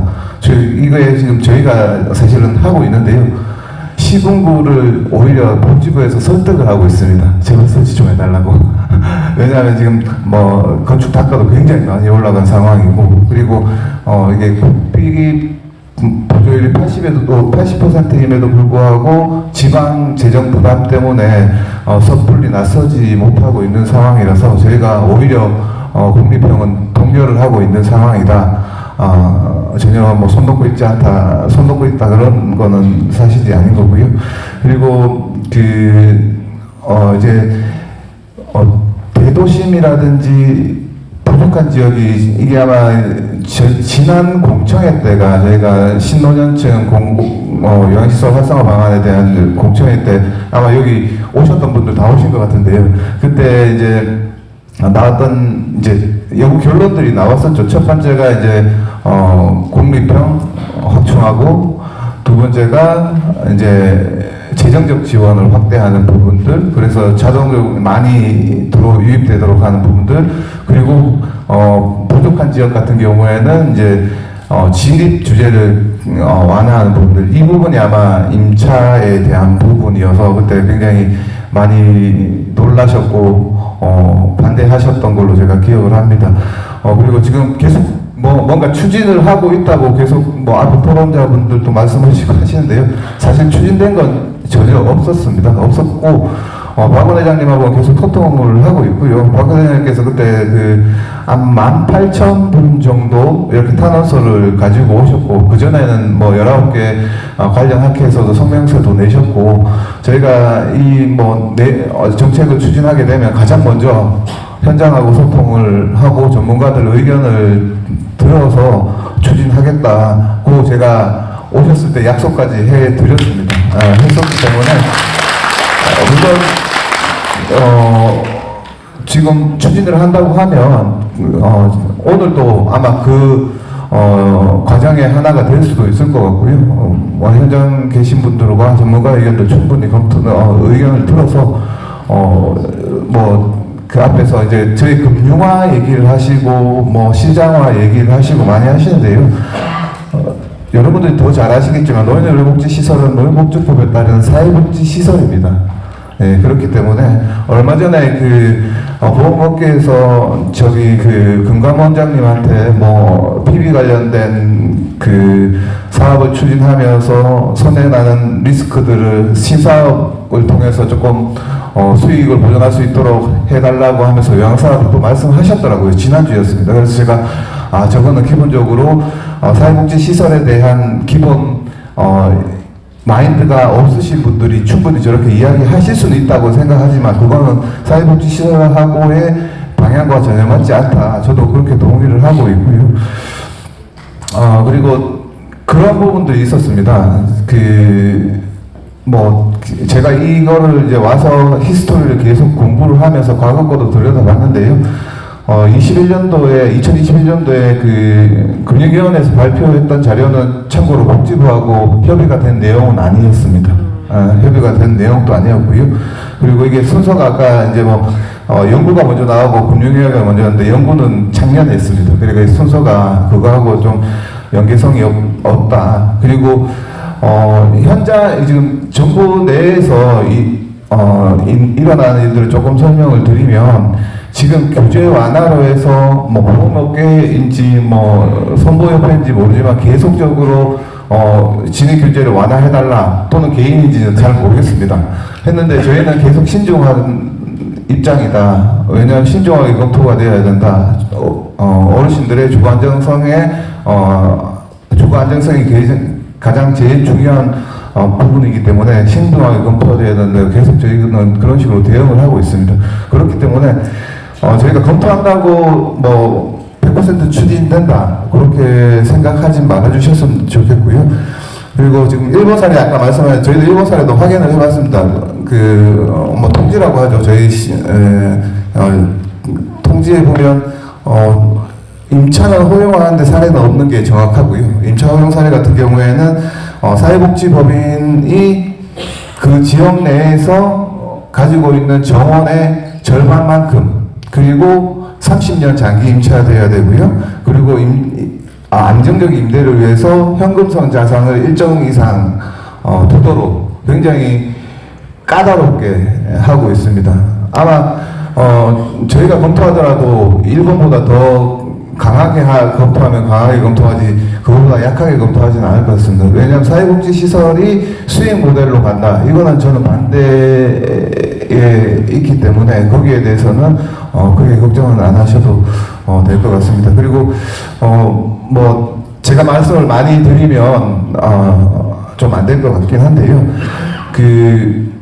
요양보호사 처우 문제가 사실 굉장히 중요하죠. 노조에서도 나오셨는데 처우를 위해서는 사실은 그 시설의 안정성이 굉장히 중요합니다. 오늘 임차를 반대하는 것도 저는 충분히 이해를 하시는데 그러면 좀 더 시설의 안정적인 운영 그리고 시설의 그런 그 주거 안정성을 조금 더 강화하는 대안들도 조금 같이 나와줬으면 오늘 토론회가 조금 더 좋지 않았겠냐 그렇게 생각합니다. 사실 지금 저희가 70% 이상이 개인이 운영하는 요양시설인데요. 대부분 부채 비율이 저희는 굉장히 낮습니다.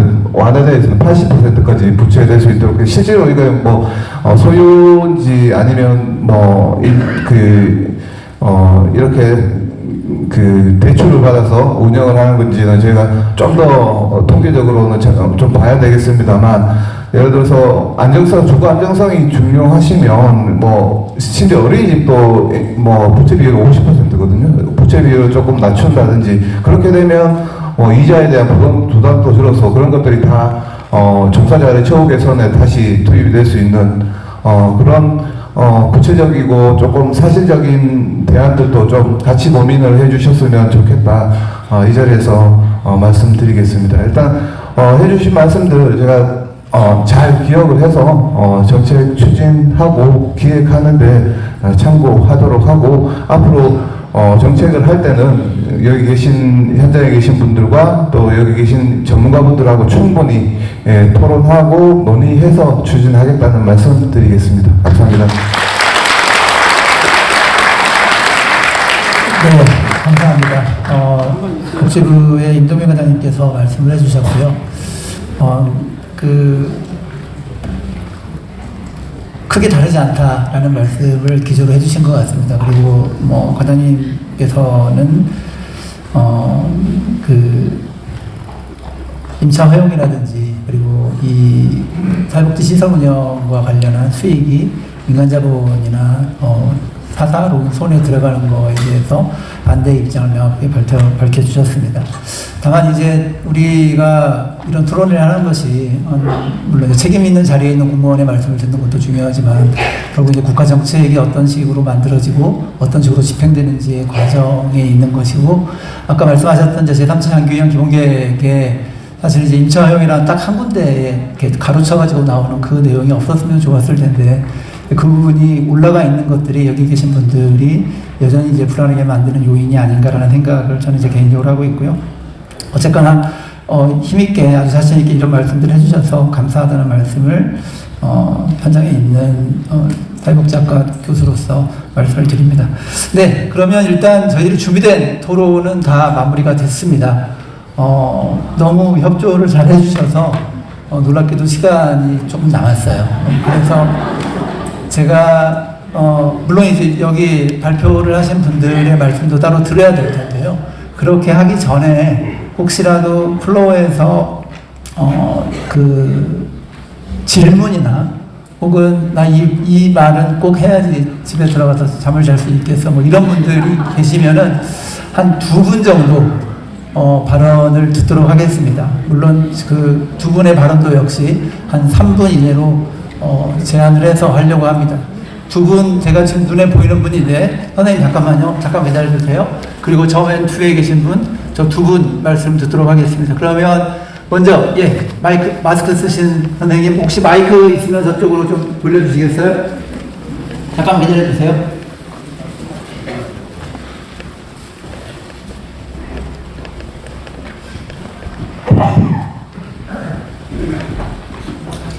죄송하지만 발언을 하실 때 소속과 성함을 말씀해 주시고. 충남 아산 성신요양 대표 장진호입니다.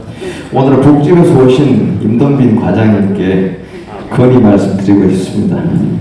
시설 운영의 안정성 확보 대단히 중요한 명제라고 생각합니다.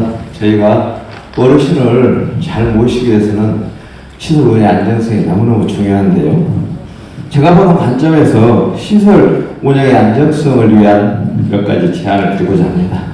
첫 번째, 아까 대출 비율 하향을 통한 이자 지출을 줄여도 좋겠다는 말씀하셨는데 지금 현재 낮은 요양급여 수가 비현실적이라고 저는 생각합니다만 이런 수가에서 요양보호사 처우 개선을 또 급여 인상은 사실상 불가능합니다. 그래서 이자율을 좀 감면해주는 방안 저는 적극적으로 검토해야 된다고 봅니다. 정부에서 소상공인 이자율 감면 정책을 굉장히 중요하게 여러 번 하고 있는데 우리 사회복지시설 요양기관에도 대출이 불가피한 상황인 걸 감안해서 지금 4%, 5%, 심지어는 5%가 넘는 고율의 이자를 쓰고 있는데 1%나 2%로 줄여주는 정책 충분히 가능하고 국가 재정으로 봐서 별로 많은 비용 아니라고 봅니다. 두 번째, 서류 업무를 좀 감소시켜 주십시오.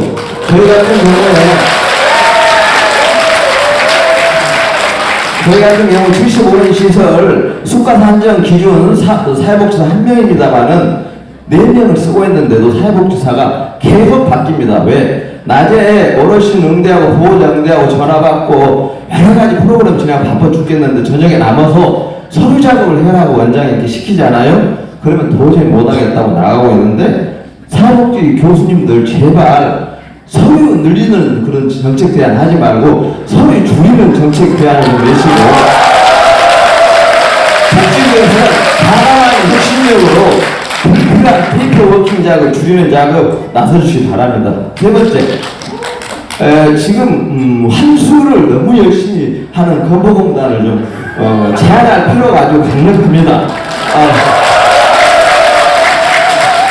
건보공단은 경제기획원으로부터 환수 목표액을 할당받아가지고 경영평가를 잘 받느라고 아주 열심히 환수를 하고 돌아다녔는데 환수의 주 그 사유를 보면은 인력 감산 기준이 잘못되어 있어요.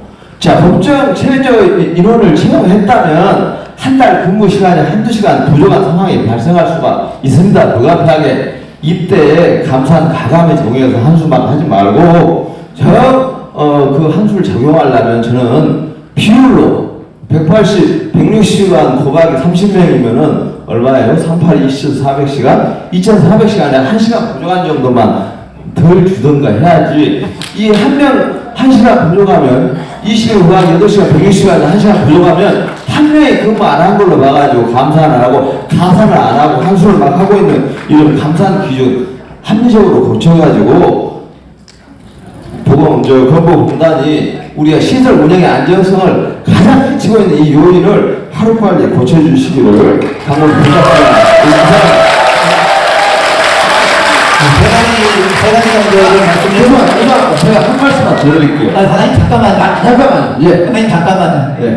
충분히 말씀을 제가 들었기 때문에 혹시라도 다른 분들한테 시간을 드려야 되기 때문에 죄송합니다. 정말 제가 오늘 잠 못 잘 수 있는데, 자, 이거 하나 해야 됩니다. 지금 노인장기요양보호법이 노인복지법하고 추가적으로 우리 현장을 규제하고 있는 부분이 너무 많습니다. 대표적으로 같은 사회복지시 영리아법과 비교하면 영리아법과 시정사항이 19개인데요. 우리 노인장기요양보호 시정사항 2가지밖에 없고 전부 다 시설 폐쇄나 업무정지로 바로 연결됩니다. 그래서 웬만한 잘못, 업무 착오, 업무 미숙에 의한 시설 착오가 많이 발생하는데 그걸 곧바로 환수로 연결시키지 않고 시정 조치할 수 있도록 법령 개정해 주시기 바랍니다. 바로 다음에 넘어가도록 하겠습니다. 저기 지금 흔들고 계신 분 소속과 성명 말씀해 주시고요. 역시 3분 이내로 발언 맞춰주시기 바랍니다. 네, 수원에서 이제 2008년부터 이제 재가를 시작해서 15년 제가 그리고 요양원은 11년째 경영하고 있고요. 그다음에 교육은 한 4년 정도 운영을 했고요. 지금 현재 이제 교육은 수원에 20개 초창기에 있다가 40개까지 늘어나는 걸로 운영을 그만뒀고요. 제가 하고 요양원하고 두 가지를 겸해를 하고 있는데 초창기에 저희가 이제 요양원들까지는 68명까지 해서 이제 제가 센터장하고 겸직해서 이제 요양원을 하고 있는데 샤프센터 밖에서 이제 제가 뭐 아까 말씀드리는 거 보니까 제가가 수가 작다 뭐 이렇게 그런 것도 사실이죠. 그렇지만 요양원도 수가가 작다 이렇게 말씀드리고 싶고 지금 이제 요양원을 저희는 29인 시설이에요. 29인 시설인데 11년차 좀 운영을 하면서 이번에 처음으로 최우수 A기관으로 해서 1,400만 원이 선물을 탔어요. 근데 그것이 이제 11년 만에 한번 탄 건데 그게 문제가 아니라 또 그걸 생각하면 또 그거에 대해서 또 환수해가는 것도 있더라고요. 10년 전에 저희는 수원시에 75개 기관이 있었어요. 근데 지금은 100개로 늘어났어요. 전국적으로 다 알다시피 20%의 공실률이 있어요. 저희가 11년 운영하면서 거의 8년, 9년 거의 29인이 다 꽉 차고 넘고 모자라고 막 그랬는데 지금은 26인, 25인, 27인 그것이 한 거의 1년 가까이 되고 있거든요. 그리고 초창기에 요양원이 전국에 5,800개가 있다고 그랬어요. 그 중에서 3,000개가 공동생활가정 9개 시설이었고 그 중에서 1,000개 공동생활가정이 운영이 안 돼서 부동산에 내놨다고 했고 지금은 이제 좀 변동이 있겠지만 2,000개의 예를 들어 요양 공동생활가정을 어렵게 갖고 있고요. 복지부에서 처음에 이제 계획하기에는 70인 시설을 기준으로 해서 운영하게끔 계획을 했다고 하는데 처음에 복지부에서는 전국 방방곡곡 다니면서 인프라를 구축하기 위해서 노력을 했는데 작은 것은 작은 거대로 큰 거대로 큰 거대로 키워주는 것이 아니라 지금은 이제 80인 시설 정도가 아마 적정 지원하고 이렇게 해가지고 그 정도의 수가에 맞춰서 지금 운영하는데 지금 물가가 얼마나 많이 올렸어요. 저희 같은 경우에 겨울철에 가스료가 제일 많이 나올 때 168만 원 나왔다가 작년에 보니까 278만 원씩 나오더라고요. 선생님 말씀을 좀 마무리해 주시기 바랍니다. 제가 간단하게 말씀드린 거는 수가를 70인, 80인 시설에 맞게끔 수가를 조정하는 것이 아니라 작은 시설도 아름답다 하면서 지금 작은 시설이 저희 같은 경우는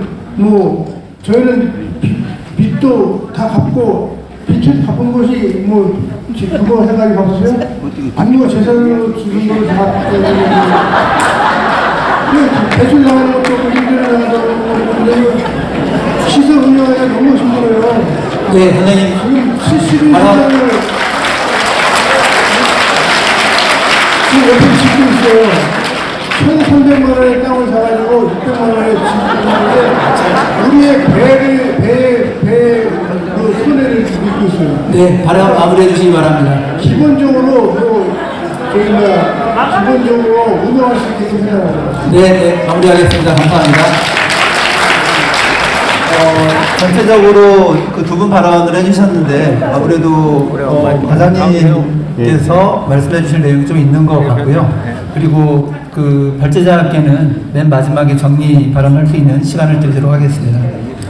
과장님 혹시 뭐 다 얘기하시기는 어려우실 것 같고요. 말씀하실 수 있는 내용 중심으로 발언 부탁드립니다. 네, 뭐 운영의 어려움을 호소하시는 거에 대해서 제가 뭐 특별히 드릴 말씀은 없지만 금방 뭐 첫 번째 원장님께서 말씀하셨던 서류 업무 간소화라든지 그리고 인력 감사비율 이건 사실 올해 굉장히 많이 개선했는데 아직 저희가 홍보가 부족했나 봅니다. 홍보해서 조금 개선된 부분들 좀 많이 알려드리도록 하겠습니다. 그리고 뭐 수가 부분은 여러분들이 잘 아시지만 이게 사회보험이고 사실은 한정된 예산으로 물론 저희가 총 지출이 20% 국고보조금도 들어갑니다만 이게 사실 사회적 합의가 있어야 돼. 전 국민들이 합의된 내용으로 사실 저희가 재원을 활용을 해야 되는 수밖에 없습니다. 그 부분들은 뭐 저희가 계속 개선하려고 노력하지 뭐 이거를 좀 더 줄여 나가겠다. 이거는 사실 저희 앞으로 우리나라가 이제 경과에 대한 고령화 수준을 고려했을 때 그렇게 하지는 않을 것 같고요. 일단 그 부분에 대해서도 저희도 열린 마음으로 의견 듣도록 하겠습니다. 그리고 운영과 관련된 부분들인데요. 사실은 뭐 여기 여러 원장님 계실 분들 대부분 오래 하셨지만 사실은 지금 뭐 임대의 문제도 있지만 잦은 휴폐업의 문제들도 사실 있습니다. 저희가 그것 때문에 지정갱신도 지금 하고 있는데요. 저 개인적으로는 그냥 이제 폐업 절차를 조금 더 강화를 해야 될 것 같습니다. 어르신들 머릿수에 이렇게 이렇게 돈이 붙는 그런 행태들이 없어지게 이제 폐업은 뭐 재산이야 사고 파시는 거는 개인 재산이기 때문에 알아 하시더라도 폐업할 때는 어르신들이 100% 전원된 거 확인하고 폐업 절차를 공무원들이 할 수 있도록 한다든지 조금 어르신들의 주거 안정성 강화를 위해서 여러모로 고민할 테니까요. 거기에 대해서도 많은 의견 주시면 감사하겠습니다. 이상입니다. 네, 감사합니다. 그러면 마지막으로 발표를 해주셨던 이미진 교수님 말씀 듣도록 하겠습니다. 네. 발표를 하고 나서 실은 토론자분들 토론이 더 좋아서 굉장히 재밌게 들었습니다. 일본에서 이제 임차 허용하고 있는 것보다 좀 더 엄격하게 하실 거라고 임 과장님께서 말씀을 하셨는데 일본과 달리 우리나라는 영리가 실은 지금 진출을 할 수 있는 그런 상황이기 때문에 뭐 비영리에 한해서 임차를 엄격하게 한다고 해서 영리가 들어올 수 없게 막을 수 있을 것인가 저는 없을 거라고 생각을 합니다. 그래서 지금은 뭐 좋은 의도를 갖고 하실지 모르겠지만 어쨌든 임차가 허용이 되면 그 물꼬를 막을 수가 없고 그것으로 인한 폐해는 몇십 년 후에 누적이 돼서 나타날 텐데 그 역사적 책임을 어떻게 지실 건지 한번 깊은 고민하시기 바랍니다. 그리고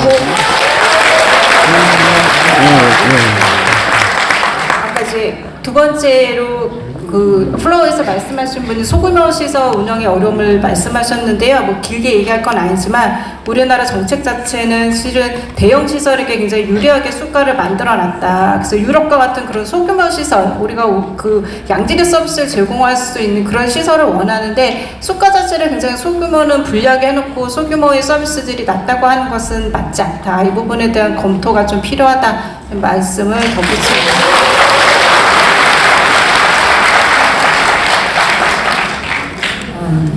작년에 임대차 허용 이렇게 나왔을 때 거기에 대해서 적극적으로 반대를 하고 19개 학회를 끌어모아가지고 성명서를 주도했던 문국장 학회에 많이 나옵니다.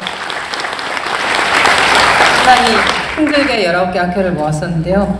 그만큼 임대차 허용에 대해서는 뭐 적극적으로 반대하는 입장이기 때문에 제가 특별히 거기에 대해서 추가로 설명을 드려야 된다는 이런 생각이 들진 않습니다. 다만 이제 이 자리에서 저는 그 정부의 역할에 대해서 좀 강조를 하고 싶은데요. 국가가 어쨌든 인프라에 대해서는 책임을 져야 된다는 생각이 듭니다. 그러니까 우리 개인에게, 개인 사업자에게도 잘 열어줬고 영리 사업자에게도 열어준 이 상황에서 이익이 창출하지 않는다라면 당연히 거기에 기관을 운영하지 않을 것은 당연한 것이고 거기에 대해서 뭐라고 할 수 없는 겁니다. 그렇다면 거기에는 어쨌든 공공에서 책임을 지고 인프라를 확충해야 되는 게 맞다는 생각이 듭니다. 우리가 정말 어떻게 보면 혐오하기까지도 하는 자본지상주의 국가인 미국 같은 경우에도 전체 시설의 6%가 국가에서 운영을 하고 있고요. 영국도 8%고 독일도 6% 됩니다. 캐나다 같은 경우는 3대3대3으로 운영을 하고 있습니다. 우리나라는 오늘 발표하신 거 들으셨었지만 1%가 되지 않습니다. 여기에 대해서는 정부가 끝까지 책임을 져줘야 된다, 이걸 말씀을 드리고 싶고요.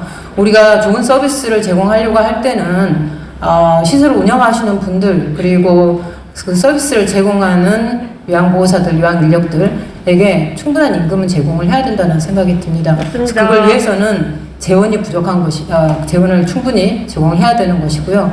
거기에 대해서 뭐 법상으로만 되어 있는 그에 들어오는 보험 예산의 20%라고 하는 거, 그거 적어도 그거는 우선 지켜주셔야 될 것이고, 앞으로 베이비부머 세대들이 이제 다가오고 있기 때문에 우리도 저도 거기에 거의 포함되는데요. 그렇다라고 하면 그걸 상향 조정까지 해서 거기에 대해서 국민이 내는 보험료뿐이 아니라 일반 재원 가지고 책임을 져주시기를 바라면서 저는 이상 마치겠습니다.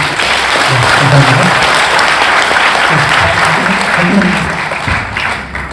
감사합니다. 네. 저는 그 시장화 연구를 하고, 그리고 이번에 이제 금융화 연구까지 이제 다른 과제들 이렇게 밀쳐놓고 중요한 이제 현안이기 때문에 연구를 같이 하게 됐는데요.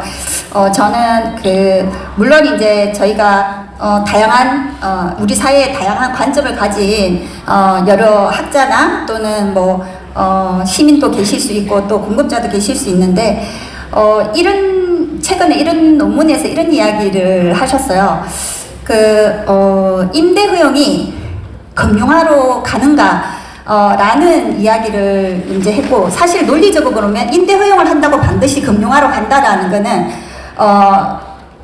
충분 조건은 아니에요. 그렇지만, 제가 봤을 때, 저희가 이렇게 생각하는 이유는, 아까 잠깐 이제 남현주 교수님도 말씀하셨지만, 공급 주체별로 봤을 때 저희가 시장화를 했기 때문에 공공의 비율 그리고 영리의 비율이 저희가 미국 영미 모델보다 훨씬 높거든요. 그 얘기는 뭐냐면 금융화를 하기에 가장 좋은 토대라는 얘기예요. 왜냐하면 비영리는 매각을 할 수가 없지만 영리 같은 경우에는 M&A가 목표가 될 수도 있거든요. 자기가 이제 투입해서 이 기간을 키운 다음에 그거를 이제 매각을 목표로 하는 제가 그냥 장기 요양 기간이라고 설정하지 않고 일반적으로 영리 기업은 매각을 할 수 있기 때문에 그거를 보고 사모펀드나 민간 보험사가 여기가 아직 시장 독점을 충분히 할 수 있는 토대라고 봅니다. 그거는 이제 미국 연구에서 제가 문헌 검토를 해서 도출한 시사점이거든요. 그런 관점에서 봤을 때 임대 허용이 그걸 돕는 어떤 지렛대 역할을 할 거다라는 게 저의 어떤 논리적인 추론이고요. 그래서 소유권적 공공성의 관점에서 우리는 공공성을 가졌다라고 하기가 굉장히 어려운 입장이고 금융화의 길로 촉진할 수 있다, 이렇게 저는 생각하고, 다른 의견을 가진 교수님께서 재규제를 하면 된다라고 말씀을 하시는데, 그 재규제가 사실 오늘도 이렇게 저희가 이해관계자의 다양한 집단들이 있고 이거를 의사 합의를 이뤄내기가 굉장히 어렵습니다. 한번 물꼬를 틀기 시작하면. 그래서 저는 계속 지금 나오는 얘기지만 시장화로 인해서 저희가 규제를 재규제하고 지정제하고 또 재지정제하고 이러는 과정에서 다시 완화를 하고 있는데 이 결정이 정말 옳은 결정인가 한 번 더 다시 생각을 해봤으면 좋겠고, 두 번째는 미국도 지금 한 20-30년 동안 금융화의 길을 흐르고 난 다음에 뭐 인건비, 그러니까 인력에 대한 규제, 그리고 이제 특히 이제 인력에 대한 규제를 하기 시작했고, 그런 부분들에 대한 통제를 하고 있고, 이제 우리는 그 전에 이제 그 규제, 시장화로 인해서 규제하는 가운데 그런 정책들을 했는데, 그 20년, 30년 금융화를 통해서 다시 완화를 하고 난 다음에 규제하려면 너무 힘들다라는 거죠. 그래서 그거를 외국의 연구를 눈여겨보시고, 또 하나는 지금 비급여에 대한 규제도 지금 계속 논의가 되고 있는데, 저는 이 부분도 지금 여기 연구 결과에서는 발표하지 않았지만 비급여를 통해서 그 매출이나 자본에 대한 어떤 자본을 많이, 그러니까 수익을 많이 내게 되면 그게 서비스 질로 이어지지 않더라고요. 제가 그 다음 논문으로 발표할 건데, 어쨌든 그런 부분에 대해서도 비급여에 대한 규제에 대한 부분도 정부가 충분히 고민하고 난 다음에 같이 네, 신중하게 검토가 됐으면 좋겠다라는 이야기를 드리고 싶습니다. 마지막으로 전영호 교수 말씀 듣도록 하겠습니다. 네, 잘 아시는 것처럼 사실 이제 여기에 시설에 계시는 분들이 많아서 말씀을 드리면, 아까 발표를 한 것처럼 이미 금융자본이 많이 들어왔습니다. 들어오고 있고요. 그리고 더 빠른 속도로 자본은 한번 들어가면은 자기 이익을 확장하기 위해서 다른 일반 시장보다 장교양 시장이 훨씬 더 땅짓고 헤엄짓기식으로 이익을 창출하기 쉽다고 생각해서 금융자본의 시장의 잠식이나 시장 지배율은 훨씬 더 빨라질 것으로 예상이 됩니다. 임차 허용을 하면은 더 쉬운 초기 자본, 더 적은 초기 비용으로 인해서 진입을 통한 여러 가지 시장 점유율이 높아질 것입니다. 그 금융자본들은 여기에 계시는 일반 영세시설 운용자들보다 훨씬 대규모 자본을 가지고 오늘 발표했던 여러 가지 금융기법을 통해서 이익 창출만을 위해서 노력을 할 것입니다. 여기 있는 시설장님들, 관계자분들, 그러한 전문 금융기법을 가지고 운영하는 운용사들하고 싸워서 이길 자신 있습니까? 장교양의 시장화를 가장 먼저 하셨던 영국 같은 경우에는 5개 시설이 전체 요양시설의 10%를 점유하고 있습니다. 수만 개를 갖고 있습니다. 5개 시설이. 아까 이미진 교수님 말씀하신 대로 몇백 개의 시설을 갖고 있죠. 그만큼 금융의 확장성과 축적성은 일반 공급자들께서 감당할 수 없는 수준입니다. 훨씬 능력 있는 금융기법을 가지고 M&A하고 이익을 위해서 치고 빠지고 나갈 것입니다. 그런 상황에서 사실 제가 이제 더 갑갑한 것은 저희가 연구를 하면서 느낀 거는 그렇게 금융자본이 이미 들어와서 활발하게 움직이고 있는데 그거에 대해서 연구를 하는 학자도 없고 그거에 대해서 보건복지부도 모르고 그거에 대해서 건강보험공단도 그 실태에 대해서 제대로 알고 있지 못한다고 합니다. 그게 현실입니다. 그러니까 아까 우리 교수님들께서 연구를 이제 시작해서 얼마 나타났고 아까 우리 과장님께서 좋은 말씀 해주셨지만 사실 전문가 의견들 들은다고 하셨는데 사실 정부의 입장에서 동의하는 사람들하고만 회의를 했지 저희들하고 작년에 공청회 한 이후로 저희들하고 복지부에서 회의를 한번 한 적이 있습니까, 과장님?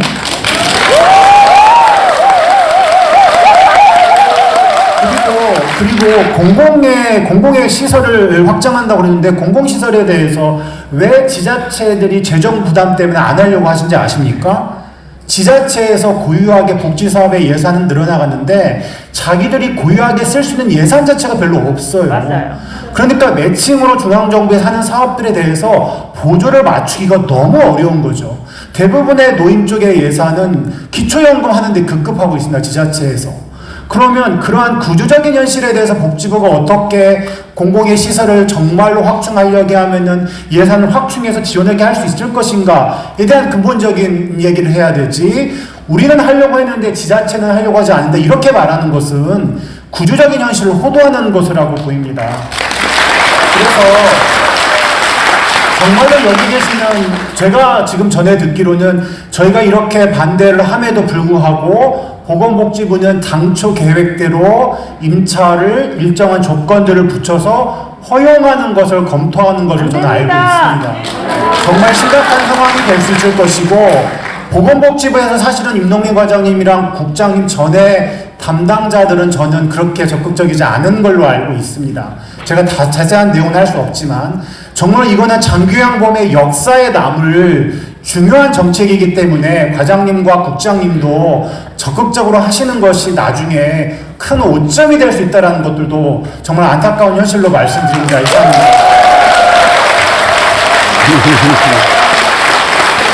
네, 제가 서두에 굉장히 오시기 어려운 길을 오셨다고 말씀을 드렸는데, 정말 지금 왜 어려운 자리인지가 다시 밝혀지고 있는 것 같습니다.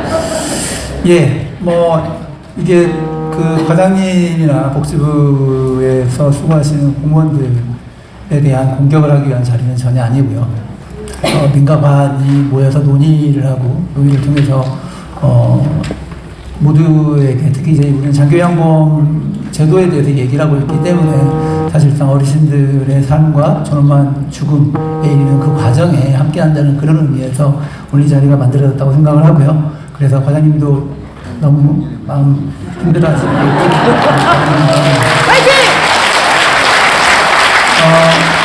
장기요양시설 임차 허용 위험에 대한 토론회, 이 토론회 제목에 있는 것처럼 이 토론회의 경우에는 명확하게 어떤 방향에 대한 동의가 있으신 분들이 모인 자리인 것 같아요.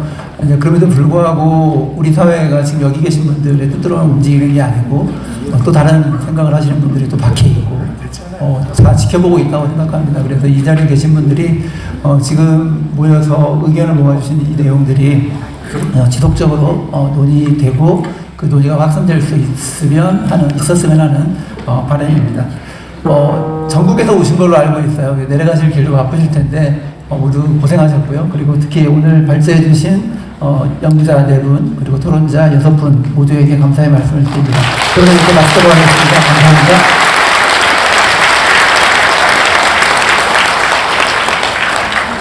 모두 수고 많으셨습니다. 총선 이후 금융업에서 장교연기관 진입을 준비하기 위해서 굉장히 뜨겁게 움직이고 있습니다. 아까 임용민 과장님께서 전문가하고 우리하고 같이 이야기하시겠다고 했는데 쉽지 않습니다. 그래서 오늘 이 자리가 장교양 임차형이 내포하고 있는 수많은 위험성과 문제점을 널리 알리는 자리가 되었기를 바라고 우리들은 노인의 인권, 건강권, 주거 안정권, 또 욕구 충족을 위한 질 향상을 위해서 꾸준히 노력해야 되고 16년 동안 우리가 이루어놓은 노인장기요양 제도가 올바른 방향으로 나아갈 수 있도록 정책 개발에 적극 참여하고 현장과 정부가 함께 발맞추어 나갈 수